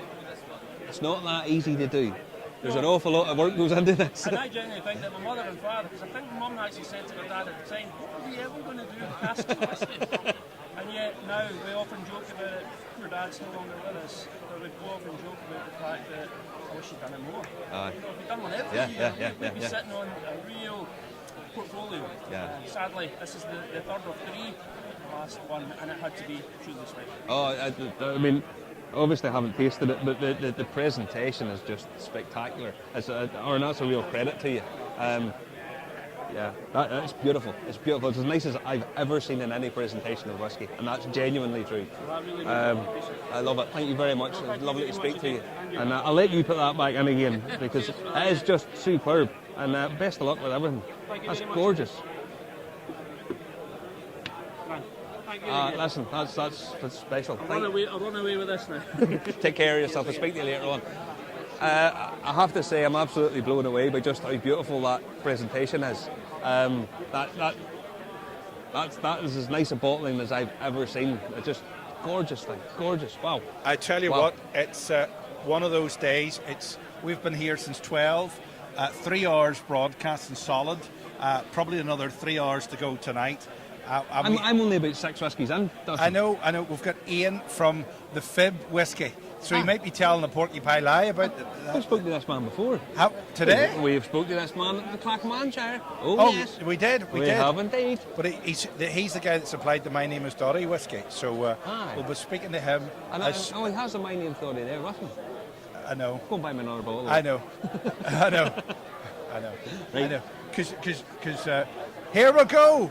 Ian, go on in and say hello to us, my friend. Nice to meet you again, son. I'm good, thanks. How are you? I'm all right. How's yourself? Keeping okay? I'm keeping all right. Yeah, Thanks. yeah. It feels like a long time since It does. Clackmannanshire. Oh, it does. A lot of water has passed under the bridge. You keeping has. okay? Yeah, keeping well. Yeah, well. As I was just speaking to Ryan there, I was saying I was in Paris for the Ireland-Scotland game, so I'm just about recovered from that. Oh yeah. And how did that go for you? It went wonderfully, yes. If we were trying not to attack or not to tackle. But Ireland were relentless, though. How good? What are we going to do tonight? We have to beat the All Blacks tonight. Yeah, got it. Yeah. I can't wait to see But look, guys, I couldn't believe how big the crowd was for Irish fans. Like 60,000 of them or something like that. Oh, Mental. Oh no, we turn out in force, like, you know. But I mean, the thing is, I love all the home nations. I want Ireland, Scotland, England, Wales, any of them to do well. I just always do. I don't mind any of them because I genuinely love all of them doing well. It's just unfortunate that we end up in the same group, you know. I know, It would have been nice if all 4 of us could have went through. Bad draw, but never mind. C'est la vie. Next time it'll be hopefully a bit of a fairer draw. Yeah, it was a bit, I mean, I think the draw was made about 5 years ago, wasn't it? It was a long time ago. 3 years before it started, so it's a bit silly. Yeah, that's a bit silly. Now, couple of things. Yes. We've met before. We have met. We've met before. Yeah. And you guys explain your brand. This is a new one. This is a new one. Both of these bottles are actually slightly different shapes to our normal one because these are both festival bottlings that we've done. So this is the one that's special to today. Yes. And that's the one that I've got some of you to try if you fancy it as well. As I say, there's a bear shit in the woods. Exactly, Come on. Exactly. So this one, I'll start with this one. This is the one that's special for today. So this is the one that we've done in partnership with Graham and Serena, who run the festival. It's the official festival bottling, and it's £30 for each bottle sold, going straight to the My Name's Dory Foundation. These guys over just here. over there. So we've only got 100 bottles of it, single cask. So once it's gone, it's gone. I need 2 of them. I need 2. There's only one per person, so I'll get Ryan to buy one. I know, one per person, so you better go and send 2 people around. Yeah. But yeah, so once it's sold out, that'll be a £3,000 donation for My Name's Dory. So that's awesome. Super. Super stuff, and it's nice, it's tasty whiskey as well. I promise. Well, look at the colour of it. I know. It came out beautiful. proper dark. I mean, that's nearly like a treacle colour, you know? I know. It's beautiful. And it's all actually come from it. So it's a Royal Brackla, so it's a Highland whiskey, single cask. Muscat and fine sherry. Yeah, so it spent 12 years in bourbon, and then it spent 2 years in the Muscat. And it's actually the Muscat that's given it that colour. Wow. Because it was like it was one of these not the light Muscats, but it was a dark one of these late bottled Muscat. You know, so when the sugar in the grape is a lot more, so it's a proper treacly one. And then we finished off for 4 months in the Fino sherry just to balance out a wee bit. So no, it's a lovely drop. And the branding on it's beautiful. Yeah, so we worked with our normal artist Orla Stevens, and we gave her a brief, and My Name's Dory were involved. And for those who like rugby, there's Kenny Logan is involved with the foundation quite a lot. He was a rugby player, kind of one of Dory's contemporaries. Yeah, not Kenny Logan, not Johnny Logan. Don't get confused with the one of Eurovision. No, Kenny Logan. So he was the one who he kind of said he wanted to have the wee Dory on the bottle. So that's what we did. In fact, it tells a fib on the back because we originally were going to sell it for 80 and do a £10 donation, but then we thought, bugger it, we'll sell it for 100 and we'll do a £30 donation for the bottle. Get as much as we can for the charity. Absolutely. So that's a special one for today. One for you to try as well, good sir. If I must. Go ahead. So what we have here now? We've got this is leftovers from another festival that we did at the start of last month. Seems like an eternity ago. But this was for the Newas Whisky Festival. It was called a Whisky Indie Love Fest. It was down in Newcastle. Whisky Indie Love Fest. That sounds like some sort of something that you have to subscribe to, or some deviant porn site. I know, it does a bit, doesn't it? Yeah. No, maybe not say that so much, actually. Yeah, but it does a wee bit, doesn't it? But it's an interesting name for a festival. But it was a good one actually, because it was a festival that was just independent bottlers, so it wasn't like distilleries. So it was all just tiny indie brands like us, like Fib Whisky. And yeah, this one so we did this for them. It's a 23-year-old Portland Das whiskey, so it's a single grain. It was in Glasgow. It's been knocked down now. It used to be like the main Diageo one that they made all their grain from. Now, obviously, it's moved up to Cameron Brigg in Fife. So it's just a lovely. I mean, I'm a grain lover. I love grain. It's so easy to drink, and you know, and much more affordable. Yeah, much more affordable. It is. Well, this one, for example, 23 years old, £69. So that's, you know, single cask as well. Whereas if I was getting a 23-year-old single malt, I don't know, probably almost 250. Oh, like these days. Yeah, these days. It's good. And if it's a Macallan, then Jesus Christ, we'll be paying about 10 grand for that. Yeah. But Goes through the roof. It's a nice one. So we've actually got, and if anyone wants that one is still on the website. Actually, we've got a few bottles left over on our Fib Whisky website. So, what is your Fib Whisky website for the people who don't know? It's just fibwhisky.scot. Fib Whisky. FIB Whisky. Whisky without the Irish E. Oh yes, of course. Of course. Yeah, right. yeah. But the wee logo again. Yes. Tell us about the wee logo. Oh, yeah, because last time I think I had the Beastie, didn't I? Yeah, the Beastie, yes. The Beastie, yeah. So our Beastie is basically all of our. You'll see it more on our other standard releases, like a lot more of the Pictish artwork. But our Pictish Beastie, all the branding is basically. So Fib was the name for the Pictish kingdom of Fife. And the Picts were the kind of race that were around. The blue face, pinned it blue. Exactly, yeah. But we're talking about like how long ago? 1,500 years ago, type that. So the north of Scotland was called Pixeland, and like it was divided into different sections. We're based in Fife, and the Pictish name for Fife is Fib. So he was the Pictish king of Fife. So that's where, and the Beastie, if you go around a lot of standing Pictish stones in Scotland, a lot of them are in museums now, but you'll see this kind of weird. People call it a kind of, I don't know, a sea elephant, a kind of monster type thing. So no one quite knows what it is. Some people thought it was like Capricorn as well. But yeah, it's all of our kind of, because of our founders, like his late father was the go-to guy in Scotland. He would go around like Indiana Jones and trace all these stones. So we ended up going down the Pictish route. So that's why our wee Beastie's on all our bottles. Yeah, it's funny because you're driving about sometime and you just see a sign, Pictish stone. Yes, yeah, I know. Yeah. It's like, but to be fair, if you're driving anywhere in Scotland, you sometimes see them just in fields. So that's usually where we get most of our photo shoots. Like, just pull up and jump in. Yeah. But you have your indie bottles. You have a fairly big range as far as I can We've got a fairly big range. We're running out slightly now. We've got our main range is copper and oak in permutations, because we do this weird thing where we bottle half a cask and then we finish the other half. Yeah. So you can try like the same single cask before and after finishing. So it's quite an interesting thing to do. But yeah, so we've got them on our stand as well today. But obviously all of our focus today is on Doddy and making as much money as possible for the foundation. The bottles, as I say, I need a couple of them. I've got some left. Don't worry. Oh, don't worry. Don't worry. I'm not worrying. I'm not worrying because I have two good men. It's limited to one per person, but it is, yes. There's more than one of you, so you're okay. Yeah, that's it. That is it. Yeah. And what else? What have you guys got planned? Anything new you can tell me about? Yeah, I mean, well, going into next year, we're not going to bring any other bottlings out this year. We've got quite a lot of stuff to get through. We can't just, the tax man gets too much money if we just keep bringing out whiskey. I know, so we've got a few Christmas ones that left over from last year that we will be kind of promoting as well. We've got they're both Swedish whiskies actually. Macmira Distillery. One was a mulled wine cask and one was a cloudberry wine. So very Christmassy. Very weird and Christmassy. But so we're going to be pushing them end of this year. We'll probably be running a wee sale on the website as well, chop a bit of money off them. And then next year, we'll be going on to our. We've got more of our copper and oak and permutations before and afters coming out. We've got some awesome casks. Some from we've got another Macmira actually. It's really interesting. We've got a Glenallachie. That's going to be the star of the show. Yeah.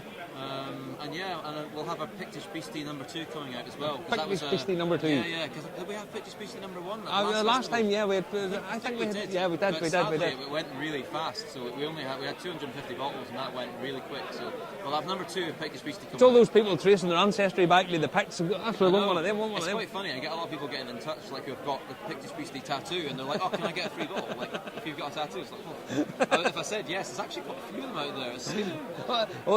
There's lots of. Shall we say strange people about it? There's lots of people who get very obsessed with, I'm from here, so therefore I got a Pictish Beastie tattoo. Exactly. And why not? Exactly. Why not? Well, we'll have to start a loyalty scheme for people who have actually got Pictish Beastie tattoos. Only if they get Fib Whisky tattooed in below it. Exactly, yeah. Then they could maybe get a half bottle. Aye. You know, Something like if they had it tattooed right across the forehead, they'd probably say, right, you deserve a bottle. Yes. Yeah. I think that Fib probably whiskey, makes sense. beasties down either cheek, Yes. and ready to go to war I with know, it. look like it's like Murray, but more Pictish. Come up with some sort of haka for Fife. Oh God, yeah. I'll think about that one. It's a good place to do it, to be fair, at Murrayfield, isn't it? Yeah, So, oh, it would be. Yeah, it would be, absolutely. No, the so this the Royal Blackla is only available at the festival, unfortunately. That's unless we have any left, we probably won't. see it. Can't Probably see it. won't. But if we do, yeah, just keep an eye on social media. We'll give it a shout out. But Potentially you'll see one I've on had a lot social of people media. like emailing saying or messaging saying, "Oh, I can't come, but I need a bottle." I'm like, "Oh, sorry, it's just for the festival goers, really." Yeah. But if there's any left, don't worry. We'll let folks know. That'll Anyway. do. Listen, Ian, it's lovely to speak to No you again, worries. buddy. Good And I'll to get see caught you up with you again later on. Yeah, no problem at all. All right. Have a good one. I'll try Take my it easy, best. pal. Take care. See you later. So, there we go. We're going to end the first session here, I think. We're going to end the first session, Justin, yes? No, I think we're hoping to try and get one more to come, but it is 3 o'clock. Yeah. I think we might call it a day at the minute and catch them the next time round. Ryan, are we going to wrap it up for this session? Want to wrap up for this session, yes. Yeah. We'll call it a day. Call it a day for We'll the minute. see you back I'm here. going to go for something to We're eat. going to get something to eat, catch you again. We'll be back Maybe live 1 polish hour, Justin's 4 head a p.m. wee bit. Remember, we're on LinkedIn, Twitch, Twitter, Telegram, Facebook and YouTube. It starts at 4 p.m. tonight. There's no 10 p.m. show tonight. That's a wrap from us. Catch you in an hour.